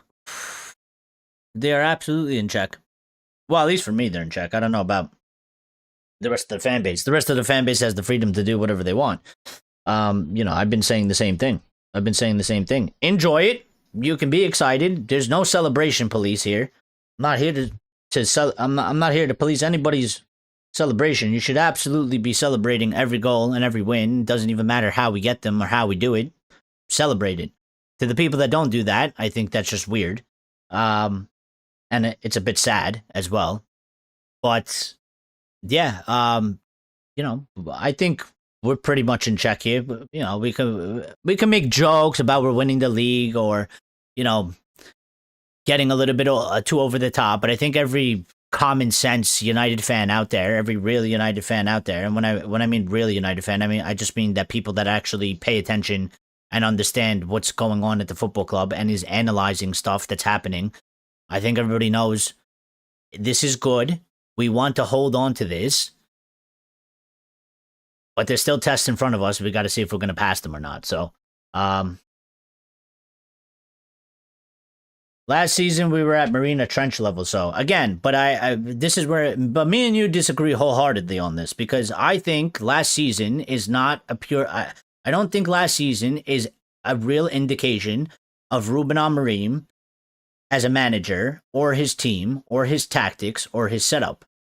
I think there was a lot of different factors that were really, and some of it is on him. Sure, I'm not absolving him. I think he had a lot of naivety coming into the Premier League. But I don't think to say he is the same sort of man at United that he is now than he was when he came in and when we went into last season. I think he made a bunch of mistakes. I think he had a hard time sort of understanding the football and the league, but I think he's gotten a better grasp of it. So I think he's improved there. I think the team's improved, and I think that the players have improved in terms of understanding his system. I think they really still believe in him, because they wouldn't be pulling out results, and they wouldn't be doing performances if they didn't. So we might have been down there, but I think a lot of that is just with the circumstances that happened in sacking a manager in November, bringing in this guy that plays totally different, not having all of the characteristics that are going to help a manager. I talked about 4 or 5 signings is going to make a massive difference. We did 4, and all 4 having a massive impact on this squad this season so far. Cunha and Mbama are having gigantic impacts. Sesko is different to Rasmus, and he's having an impact in a different way. And Sonny Lemon's coming in and taking over the number 1 spot, and actually just being like a comfortable regular goalkeeper, and not having some erratic psychopath in the back that can make a mistake at any second of the time, is having massive impacts. So I would have liked the 5th one, because I think we needed 4 to 5, and the 5th one would have been a midfielder, and it probably would have propelled us even further. But we got the 4 signings in. I think those are having impacts. I think Ruben's learned a lot since his time being here, and that's about almost 1 year now. The players have been working under Ruben for almost 1 year now, and I think they've changed as well. It's just all about bottling this now. And when I mean bottling, I understand the not bottling that. I mean bottling it up, like taking this feeling of winning, taking this winning of confidence, taking this rhythm, taking it, putting it in a bottle, and keeping it with us, and not forgetting it, and continuing on with it, and moving forward with it. They need to harness this little run that we're on right now, and keep pushing forward with it, which I think they can. I think they can. Like Thomas the Engine would say, I think I can. I think I can. I think they can. I think they can. But we will see. The proof will always be in the pudding. And we will see when we have our test at the weekend against Nottingham Forest. And we'll see how it goes. Lauren says, I'd also say that we're a big club, one of the biggest, and the way we're creeping upwards despite tough early fixtures shows that it's just been a temporary dip in transition.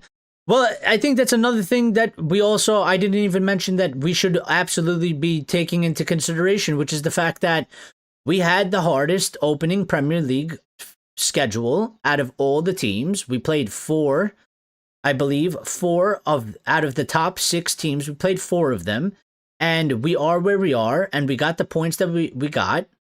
And I think that that's a good indication that actually we have improved, because if you're talking about a team that finished 15th last season, a team finishing 15th last season and performing the way we did would not be where we are and not have the points that we have, facing 4 out of the top 6 teams in the Premier League.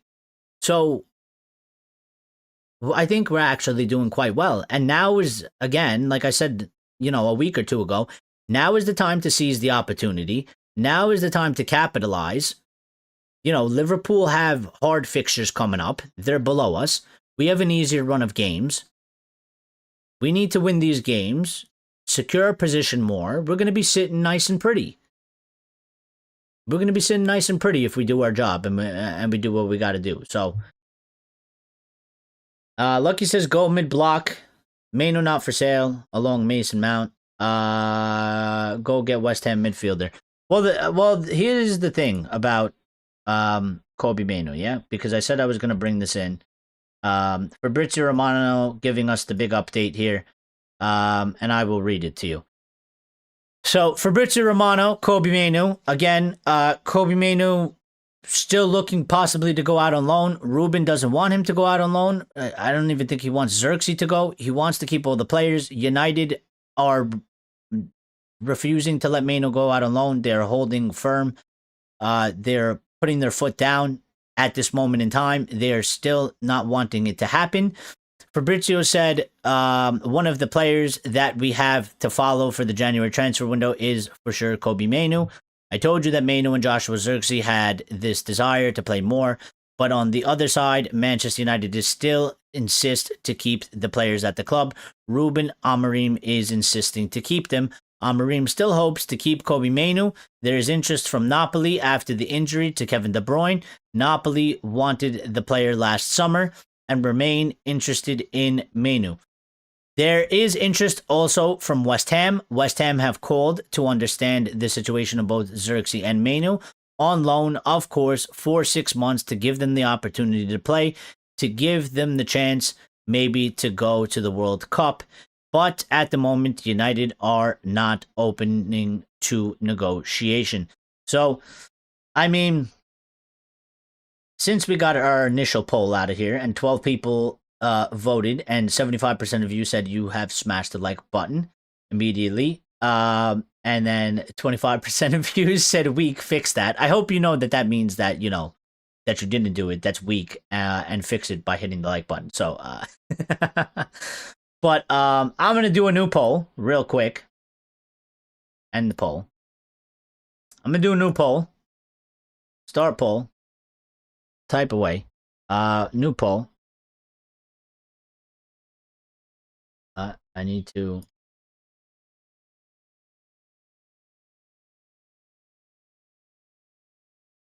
Is Ruben right to keep Mainoo and Xerxes?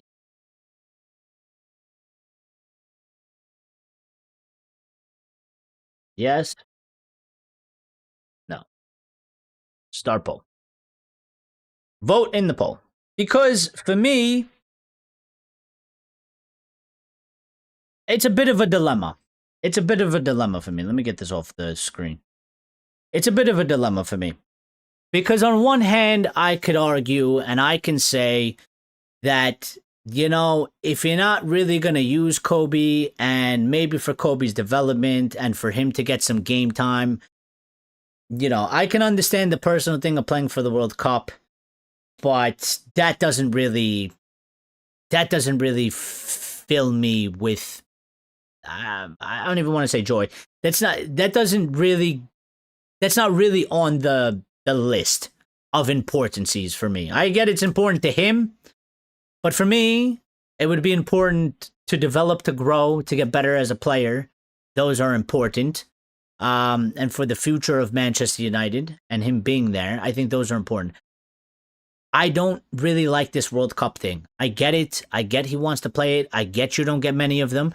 But again, my focus is always Manchester United. I don't really give a shit about international. I don't care. You know, I'm a little bit old school like that with Fergie. Like, Fergie didn't really give a crap too much. Because United comes first. Everything else is second. And I still hold that way. So he's really pushing for the loan because he wants to play the World Cup, not because he's unhappy at United and he's worried about not developing correctly. Yeah? His push is because he's not have enough game time to be in contention for the World Cup team. And for me, I'm not focused on England. I'm focused on Manchester United. And the only way it really works is Mainoo goes out on loan and we're getting somebody else in. If we're not getting somebody else in, then Mainoo, you got to stay. I'm sorry, buddy. And I would like to still see you fight for your place. And I would still like to see you try and perform and try and make an impact. I prefer it that way. I think that's the best way. I think it's the right way. At the end of the day, this is football. Shit happens. Sometimes you're the starter. Sometimes you get benched. Sometimes you're on the bench. Sometimes you can't get a look in. Sometimes it takes a while for you to get a look in. You know, this is how the sport goes. So Xerxes, I don't really. I think Xerxes is a different story because I don't really see how Xerxes really gets into the spot. Also, I just don't know, you know, if he's gonna keep him or not. We might sell him after this season, if we have the opportunity. So I don't really know if he rates Xerxes like that. And Xerxes is different than Mainoo. Because Mainoo is young, and Mainoo you could always build up more. You can make him better at defending. You can build up his physicality. He can always improve. So I think it's two different circumstances. What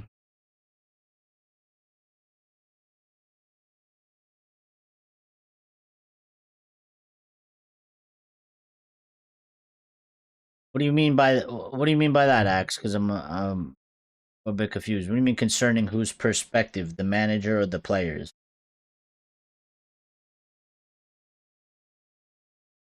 Is Ruben right to keep Mainoo and Xerxes? 4 people have voted. 75% say yes. Lucky says manager will use Kobe Mainoo. Well, he is using Kobe Mainoo. This is the thing. This is I don't really get the argument. He is using Kobe Mainoo. He's not using Kobe Mainoo in the way you want him to use Kobe Mainoo, but he's using Kobe Mainoo. I don't like when people say he's not using Kobe Mainoo because I see Kobe Mainoo coming on in every match, so he's getting minutes and he's playing. So I think to say he's not using Kobe is totally incorrect statement. You should fix the statement to say Kobe Mainoo. He's not using Kobe Mainoo in the way that I want him to. But I also don't have a problem with this. There is no player FC. I don't do player FC. I love Kobe Mainoo. He's one of my sons, but I know how to balance it. I believe in the kid. I think he's highly talented. I would like to see him succeed at this football club. I would like to see him starting matches, but he's not starting matches, and I think he needs to work for it. And actually, I prefer him to work for it because I don't want everything handed to a 19-year-old, because I've seen 19-year-olds and I've seen 18-year-olds be at this football club and get handed everything and then crumble.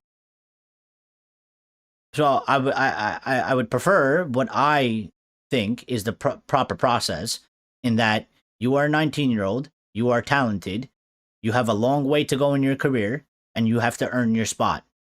Unfortunately, we handed him the spot and we relied on him like he was a senior player because of the status of our squad before Ruben came in. So it's kind of fucked up the order in that way.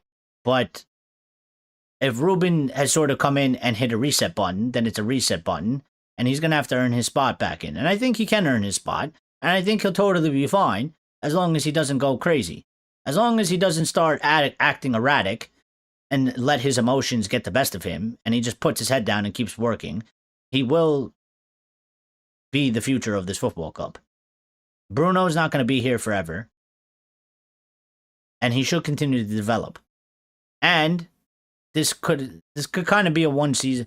Hopefully, there's a one season thing where we don't have to do this again. And next season, we'll be playing a lot more matches. There'll be a lot more opportunities. He'll get a lot more games. He'll be a lot more heavily involved. So, to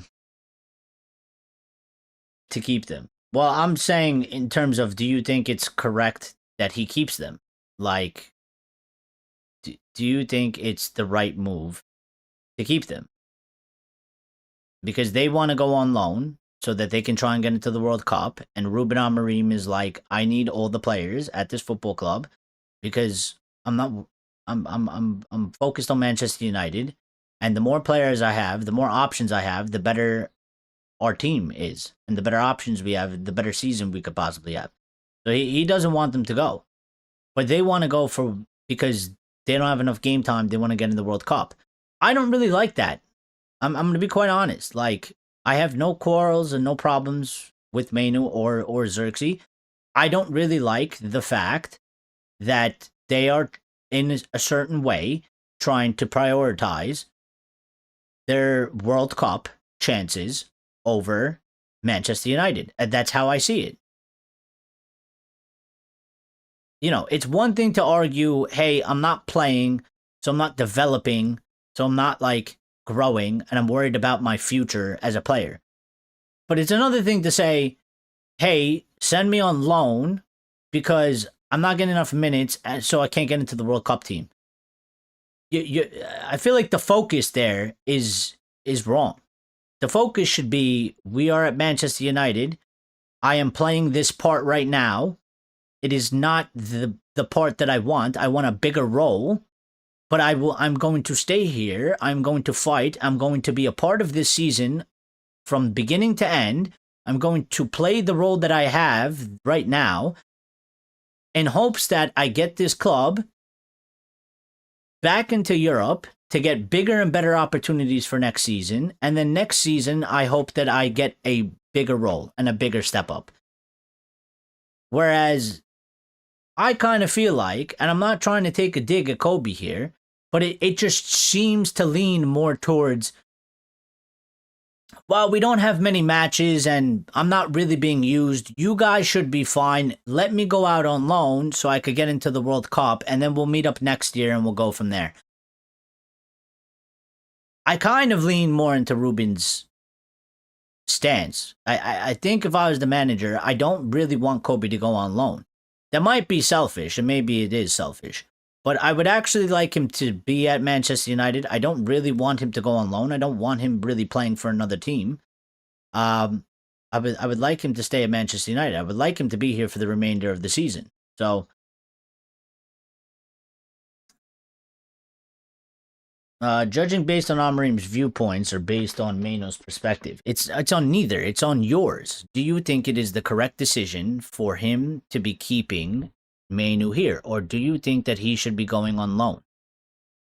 It's not on Ruben's perspective, and it's not Mainoo's perspective per se. It's more about what you align with, or what you. I mean, I guess in that way you would agree with either one of them. But I'm saying specifically to you, what do you think about it? Do you think it's correct that Ruben keeps him here, or do you think that that's fucked up? Or do you think it's messed up? Do you feel bad for Kobe? Do you think Kobe has the right to be asking to go on loan, to go and get into the World Cup? Yeah, like, is it okay for Ruben to keep him? Because, like, there's people that are very sympathetic to Kobe Mainoo.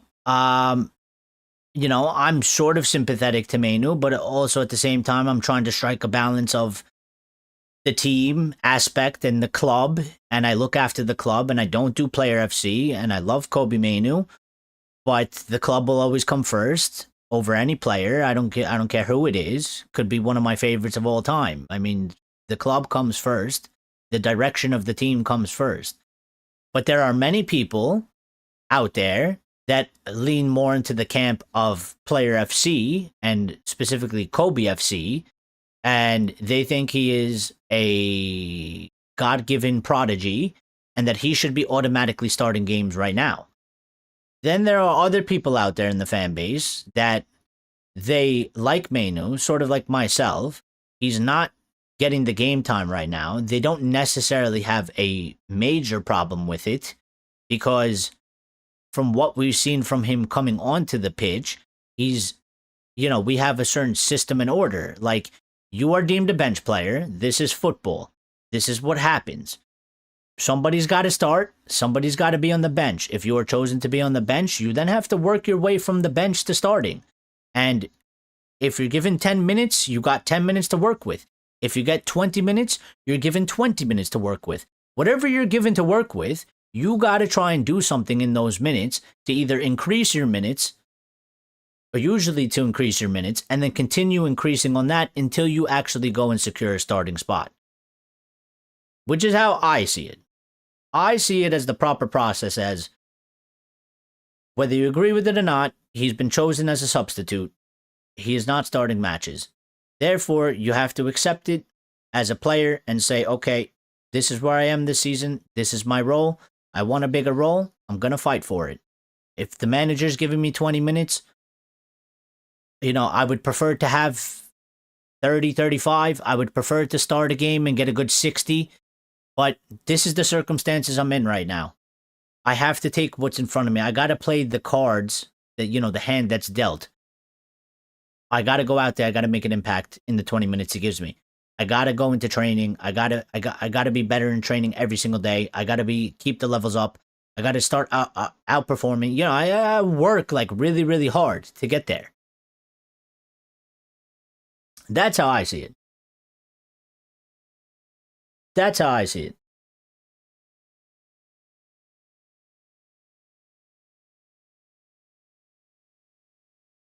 Lucky says, Ugarte not complain. He ready to put work in when call up. Well, the thing is about Ugarte is, he's kind of in the same camp as Ruben. Now, as Mainoo, in terms of that, they're not the same player or anything like that. And obviously one's from the academy and one's not. But you could go down the route and direction and say, well, Ugarte is literally Ruben's player. Like, he played for him at Sporting. He literally was part of the team. And he rated him. And he ain't really playing a lot either. And he's not starting. And, there would be people that would... I think right now you can't because Cass is playing good. But there were people in the beginning that were arguing that Ugarte should be starting over Cass because he's got legs. But I don't think Ugarte is still getting into the Uruguay squad because of the difference in levels or of availability of players. Like, there's so many players for England that you got to be playing like 90 minutes week in, week out to keep up because there's so many options. I think for the Uruguayan team, there's not as many options. So like Ugarte, while he might not be playing a lot, he's at United and he's playing in the Premier League. That's like propels him up over way many Uruguayan players. So it's a different circumstance. What we're seeing is Xerxes, because the Netherlands have a lot of options as well. So Xerxes and Mainoo are kind of the same. They're not playing a lot, so they're out of their squad. I don't think Kobe's really complaining. I don't think Kobe and Xerxes are really making, I don't think they're throwing their toys out the pram. I don't think they're there with bad attitudes. I don't think they're, downing tools in any sort of way. I just think that they're just trying to make a point of like, hey, I'm just throwing it out there. If there is an option, I would prefer to probably go on loan so I could be part of this if I'm not really going to be used, just so you know where we stand at. I think that's what it is. Access, think from a vocational perspective. Imagine you do everything to improve and the management simply doesn't want to use you. You have to change the company if you feel that you aren't allowed to grow. But I don't think that that's true, though. I don't think that that's necessarily true. Because I have yet to see it in the performances. So I don't think that that's necessarily true for the circumstances. Again, I don't. I will tell you, if he doesn't want to use Kobe, he will not be playing. He won't be playing. He won't be subbing him on. Just won't do it. Ruben is the type of guy, unless he's really forced into it, but he's not really forced into it. He could do what he wants. He could be putting Ugarte on ahead of Mainoo. He could be. He's not. Last time he subbed Mainoo on in the 10, he could have put on Xerxes. He could have put on somebody else. He didn't. So I still believe that Ruben wants to work with Kobe. I don't think he's thrown him away. I don't think he's I don't think he's not rating him in terms of that there's nothing to work with. I think he wants him to improve. I think he wants him to grow. And I think he wants to take time with Kobe because he is a young guy. And obviously, he's been going with the experience as well. So, the midfield experience between Bruno and Casemiro is different than if you have Mainoo and Agarte. And maybe, we're wrong. Because I would, in the beginning of the season, I would go for Mainoo and Agarte, yeah? But look at the experience. I mean, Kobe is younger, and he doesn't have experience like they do. And Ugarte doesn't have experience playing in the Premier League, barring one season. So that would be a very inexperienced midfield compared to what we're going with. And right now, in the past 3 weeks, we're winning matches with the team that we have, in the midfield that we have, consistently. So it's very hard to try and make an argument to say, well, we need to change it. Because if he gets it right with this midfield and we're successful, then he was right and we were wrong. But Ray says if Ruben keep him, he should give him a couple of starting games. Well, maybe he will, and I think eventually he will. But it's very tough right now to do that. I think it's very tough to do that. And also, I think I think the biggest problem is around that time, which is in a couple months, yeah? And in around that time, we're going to lose 3 players to AFCON, and we're also going to get the FA Cup. So the FA Cup will give us, an extra match here and there. So it'll be a different competition. So you can then start adding in more players and giving them more time, and maybe you have to rotate a little bit more. The problem we have right now is we don't have a lot of matches. That's why I keep saying that I don't think Ruben is... I don't think it's that he hates Kobe Mainoo. I just think that it's the circumstances of the club, and he prefers one over the other. But just because he prefers one over the other doesn't mean that he totally hates Kobe and thinks Kobe is unusable and Kobe is no good, and that we need to get rid of Kobe because there's nothing special about him and we'll go get somebody else. I just think that, if we won the Europa League last season, I think Kobe would be playing a much bigger part. I think Xerxes would be playing a much bigger part. I think Kobe would have probably started some matches by now, besides the one that he did. I think Xerxes could have started matches by now. But we're not in that situation, so you have to manage the situation.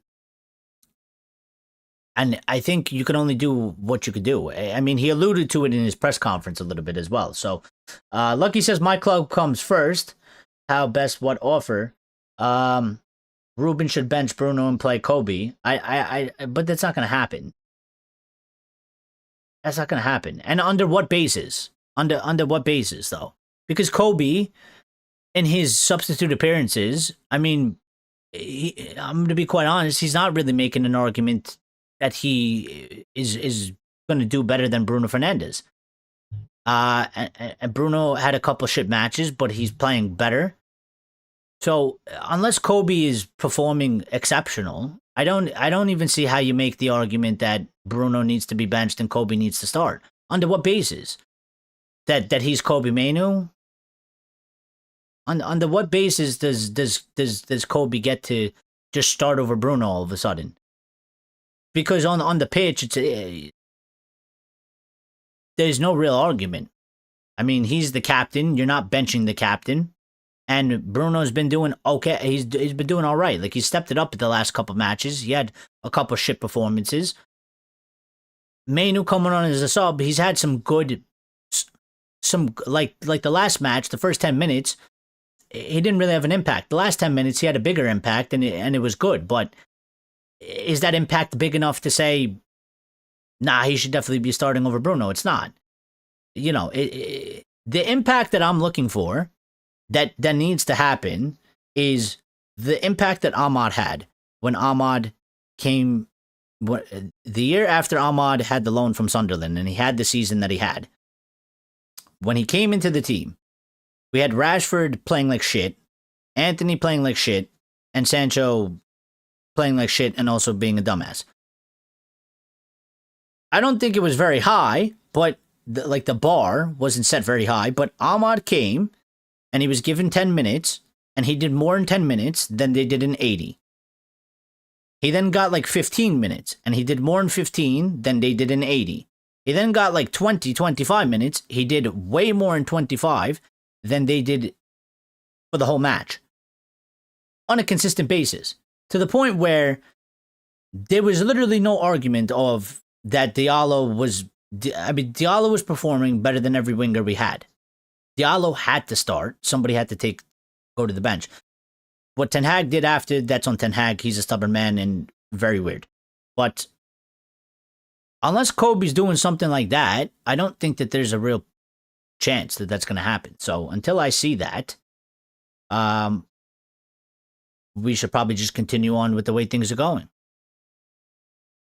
And when an opportunity opens up, it opens up. I mean, listen, Mbeumo going to AFCON in January can open the things up for Mainoo. That could be the opportunity. I don't know if Mainoo will play 10. Maybe Bruno goes back up there, and maybe Mainoo comes into the midfield. But if that happens, that is his moment to seize. That is his opportunity. That is his chance. He's got to be patient. He's going to have to wait to get there. But if that's what happens, then he has to seize that opportunity. And then that's where the real test comes in. Does he seize it? Does he take it? Does he take that chance? Does he take that opportunity? Does he succeed? Is he playing well enough? Because then you cause a problem for Ruben. That's what you need. You need to cause an actual problem for Ruben, where it's like, I would like to start this guy, but this guy is playing so exceptionally well that it's like, how do you not start him? And right now, we don't really have that dynamic. We don't really have that dynamic.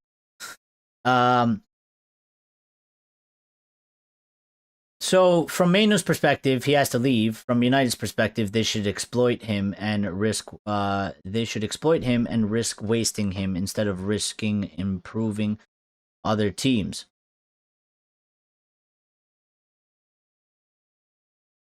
Roman Reboir says. Reboir says. Problem is that he never starts him over Bruno, which he said that he's whom he's competing with. Bruno cost us 5 points by not scoring pens and still started. Well, I do get that argument. I get it.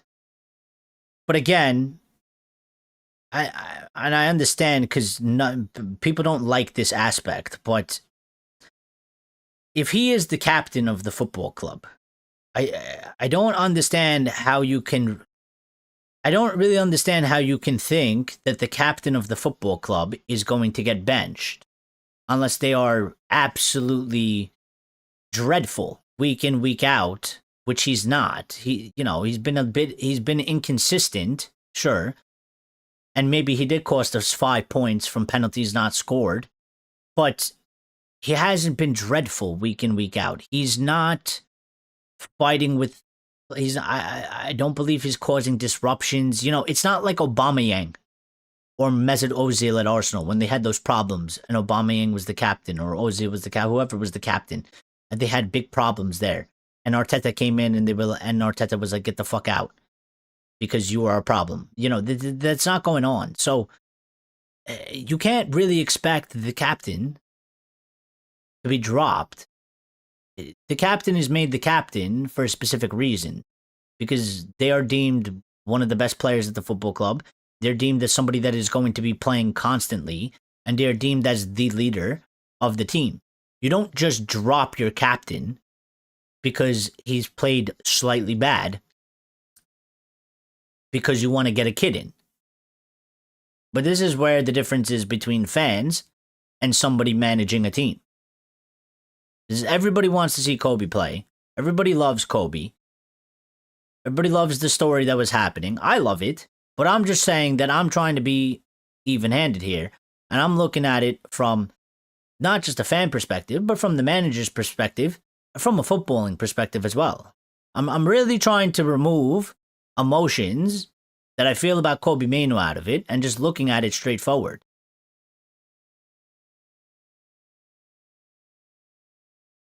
I mean, even for Casemiro, I mean, we can make arguments all night long, but Casemiro was not playing. Casemiro was out. Casemiro had to sit there and wait. We were down on numbers. Casemiro comes in, and all of a sudden now Casemiro is starting player and he's favorite. This is how football goes. Like, these things happen. You can be a starter, and you can become a bench player, and you can become a starter again. You can be a bench player, become a starter, and become a bench player again. This is football. It's just what happens. He's being played too little, and when he comes in, the games are usually settled. Maybe he is. So then maybe he has to go on loan. But if that's the case, he goes on loan for the fact that we need to get in somebody else because we still need cover there. So I'm just not accepting the fact that he wants to go on loan for England. I mean, I'm sorry. It's a great personal achievement for him, and I wish him nothing but the best. But United is first, and I don't really give a shit about England. In terms of when I'm talking about United, we have a season ahead of us. And I don't really like the aspect that it's like, well, because you're not in the spot that you were before where you were playing a main role, now you're playing a bit part role, that you just want to dip out on us so you could go play in the World Cup. But you're not focused on our season. You're not focused on our targets. You're not focused on our goal. You don't want to be with us. You're not prioritizing playing a role in the team to help United get back into Europe and have a good season this season and set us up for a good season next season. You're not really too interested in that. You're prioritizing England. I don't like that. And I don't agree with it. Because that's the reason that's been given. He's not saying send me on loan because I'm not developing and I'm worried about game time because how am I supposed to get better as a player and you're not using me? He's saying send me on loan because I'm not playing enough so I can't get into England. It's two totally different aspects. And I don't really agree with it. So I think if I was manager, I'd be denying this as well. And I'd be sitting him down and telling him this as well. I'd be telling him exactly this. I'd be like, listen, I get World Cup and all. I get it's an honor to play for your country. And I get you don't get a lot of them. But what are you more focused on? England or Manchester United? Because you might not be playing a big role here. But it doesn't bode well with me that we have an objective and we have a season. And you're looking to go somewhere else because you want to get into England. Not to develop better as a player, not to play more minutes so you could get, you could get better as a player, but because you want to be in the England squad. That doesn't fly with me. This man literally equalized against Liverpool, Lyon. Like, come on, start him for a few matches, and afterwards your argument stands. Will he ever start ahead of Bruno? No. Lyle is out of here. I've been in an early meeting every day this weekend. Take care, buddy. We'll hit you up in Discord. Thank you, Lyle, for stopping by. Appreciate you, buddy. Be good. Have a good night.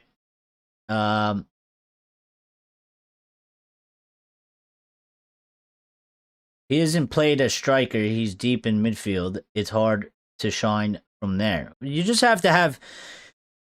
The thing is, you just have to have a bigger impact than the player that you're coming on for. I'm not asking him to score a goal and assist. He just needs to make his presence bigger than whoever he's coming on for. So if he's coming on for Bruno, or he's coming on next to Bruno, whatever he does on the pitch, whether it's a pass, a tackle, whatever it is, it's gotta be bigger than whatever Bruno's been doing. Or whoever it is that he's coming on for. So, but you know what? He might, for all we know, Kobe can start the match at the weekend. I mean, a lot of us will probably say it's not likely, but we don't know with Ruben. Ruben likes to change things for teams. He might switch things up. So we got to see. But I will, and I like the conversation because I think we're making good points on both sides. But I will stand firm on that. I do not believe, and anybody that says that Ruben Amorim doesn't rate Kobe in terms of that he would like to get rid of him and he would like to remove him from Manchester United permanently, I heavily disagree on that. And I don't think that that's true at all in any way. So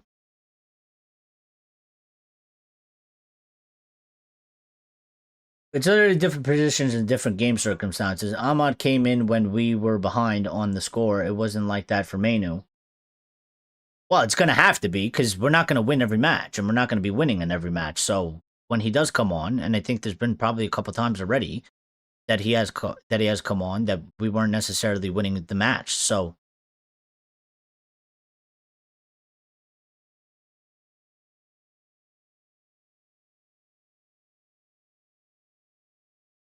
well, it's not a fair competition. I'd always put Mainoo on a bad light. Well, then you know what? But maybe you just have to accept it for this season then, and it is what it is. That's just what it is. I mean, that is your role. You are a squad player this season, and that's just what it is. But that doesn't mean that it can't change. Mazawari is now pushing starting place Saturday game versus Forest, says Lucky. England's exclusion is an aspect of his growth stagnation. Just that he is United. He's been so like forever. I know he is United, but I'm just saying.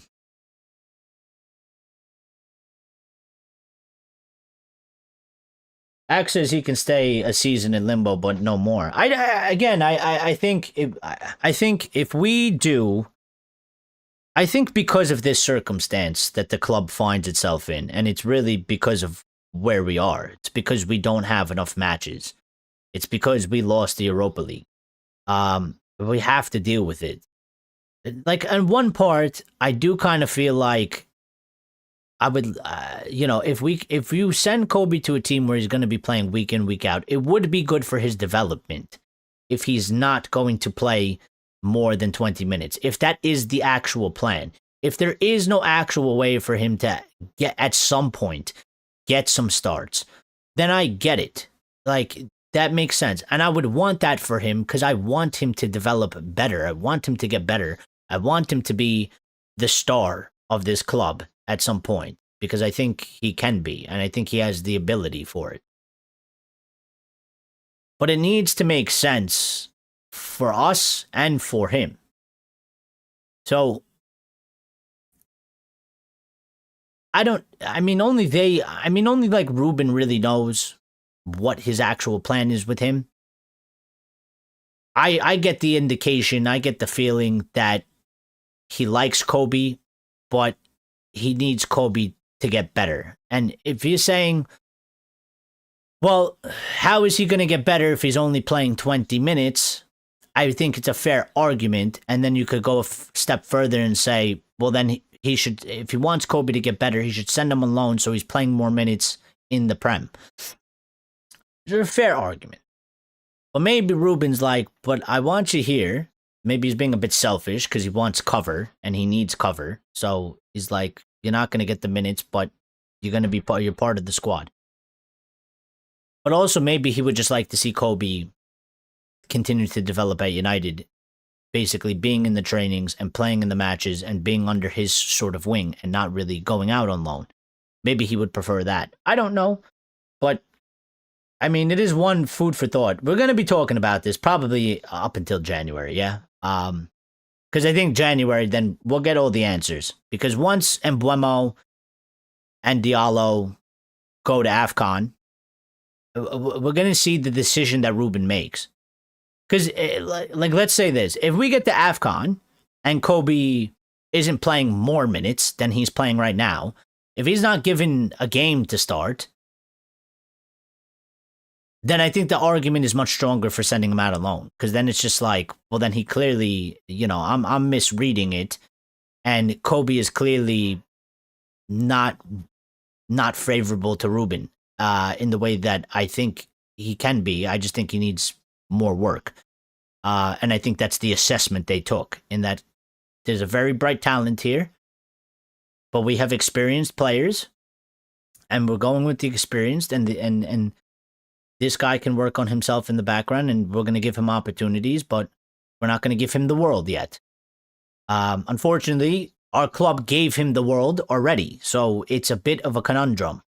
I think if Kobe didn't have the seasons that he had, this wouldn't be such a big discussion anyway, because again, it's in the view of society, it seems it gives off the feeling of unfairness that Kobe came in, like Axe is saying, he scored winners at Liverpool and stuff like that, and he played an influential role, and now it seems like we're taking it all away from him because we're big bad evil people. And I just think that it was sort of a reset in the culture, in that we have youth, we can use them, grow them, and develop them, but we shouldn't be propelling the entire club on their shoulders. And maybe it's a better process as well. Let them do their work in the background, let them grow, let them have less pressure than they already have. Let them really focus on their game. I kind of linking it a little bit to like Maguire when the captaincy was taken off of him, and he lost his captaincy and he lost his starting role. And, it seemed like it was over for him. But I think that just allowed him to focus on his game specifically and himself, which I think benefited him and made him better. And I think the same can happen for somebody like Kobe. So, but yeah, I think, like Axe said, like specifically for this season, I think maybe you just got to say, what? This season is one of those seasons. It's weird. We're not in Europe. We don't have a lot of games. It is what it is. We're going to have to just navigate and get through it. Hopefully we get to Europe next season. And I think with Europe and all the matches, I mean, the fact that we're not in the EFL Cup is unfortunate as well. We have only ourselves to blame for that. Not only did we fuck up the Europa League final and being in Europe, but we also then we had minimal games already, minimal competitions, and we went out there and we shit the bed and we lost to, I can't even remember their fucking name. That's how shit they are. I can't even remember who they are.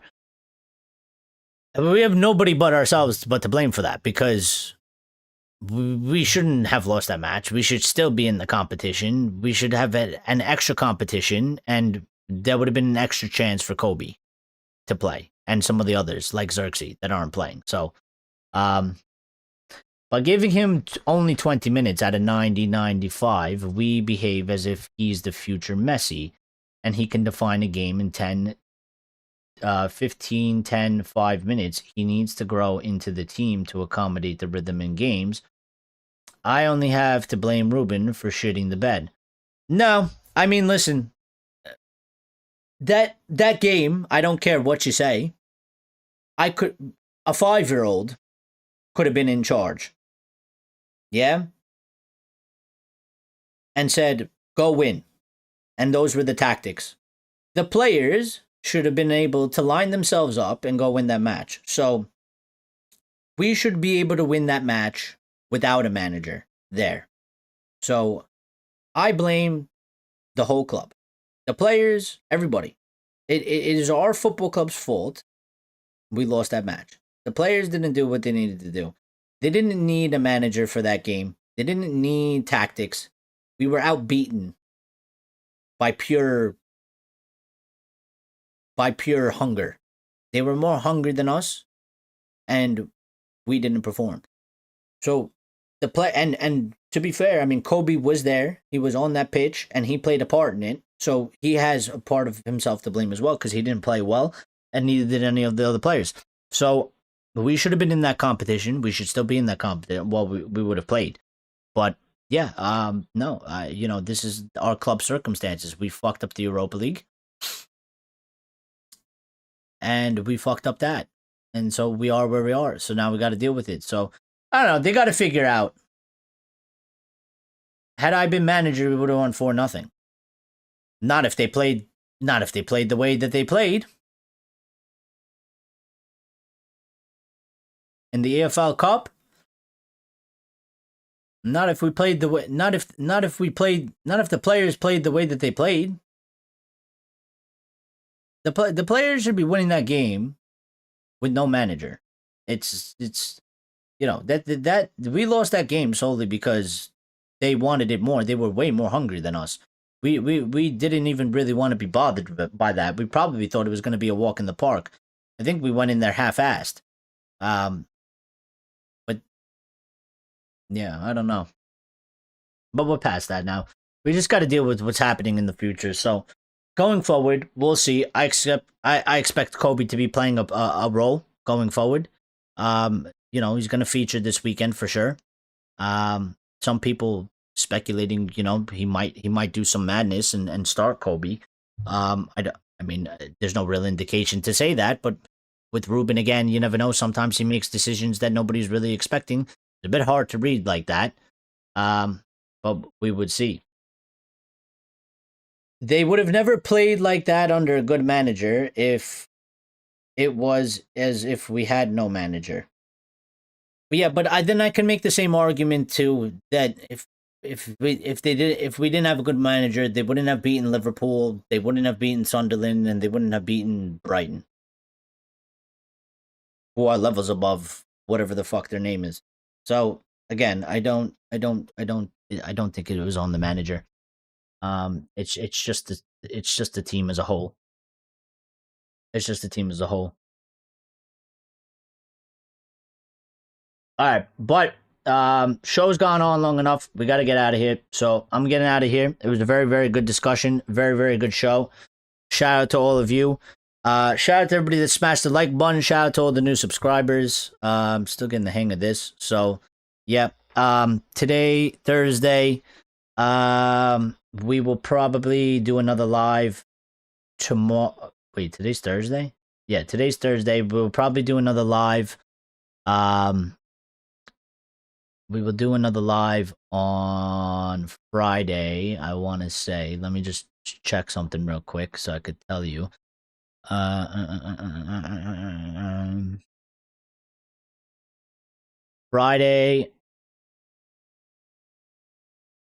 Friday, tomorrow, same time that we went live today, which was 7:30 p.m. British Standard Time, BST. I like to say UK. I don't know which one's actually. I think BST is the formal one, but whatever.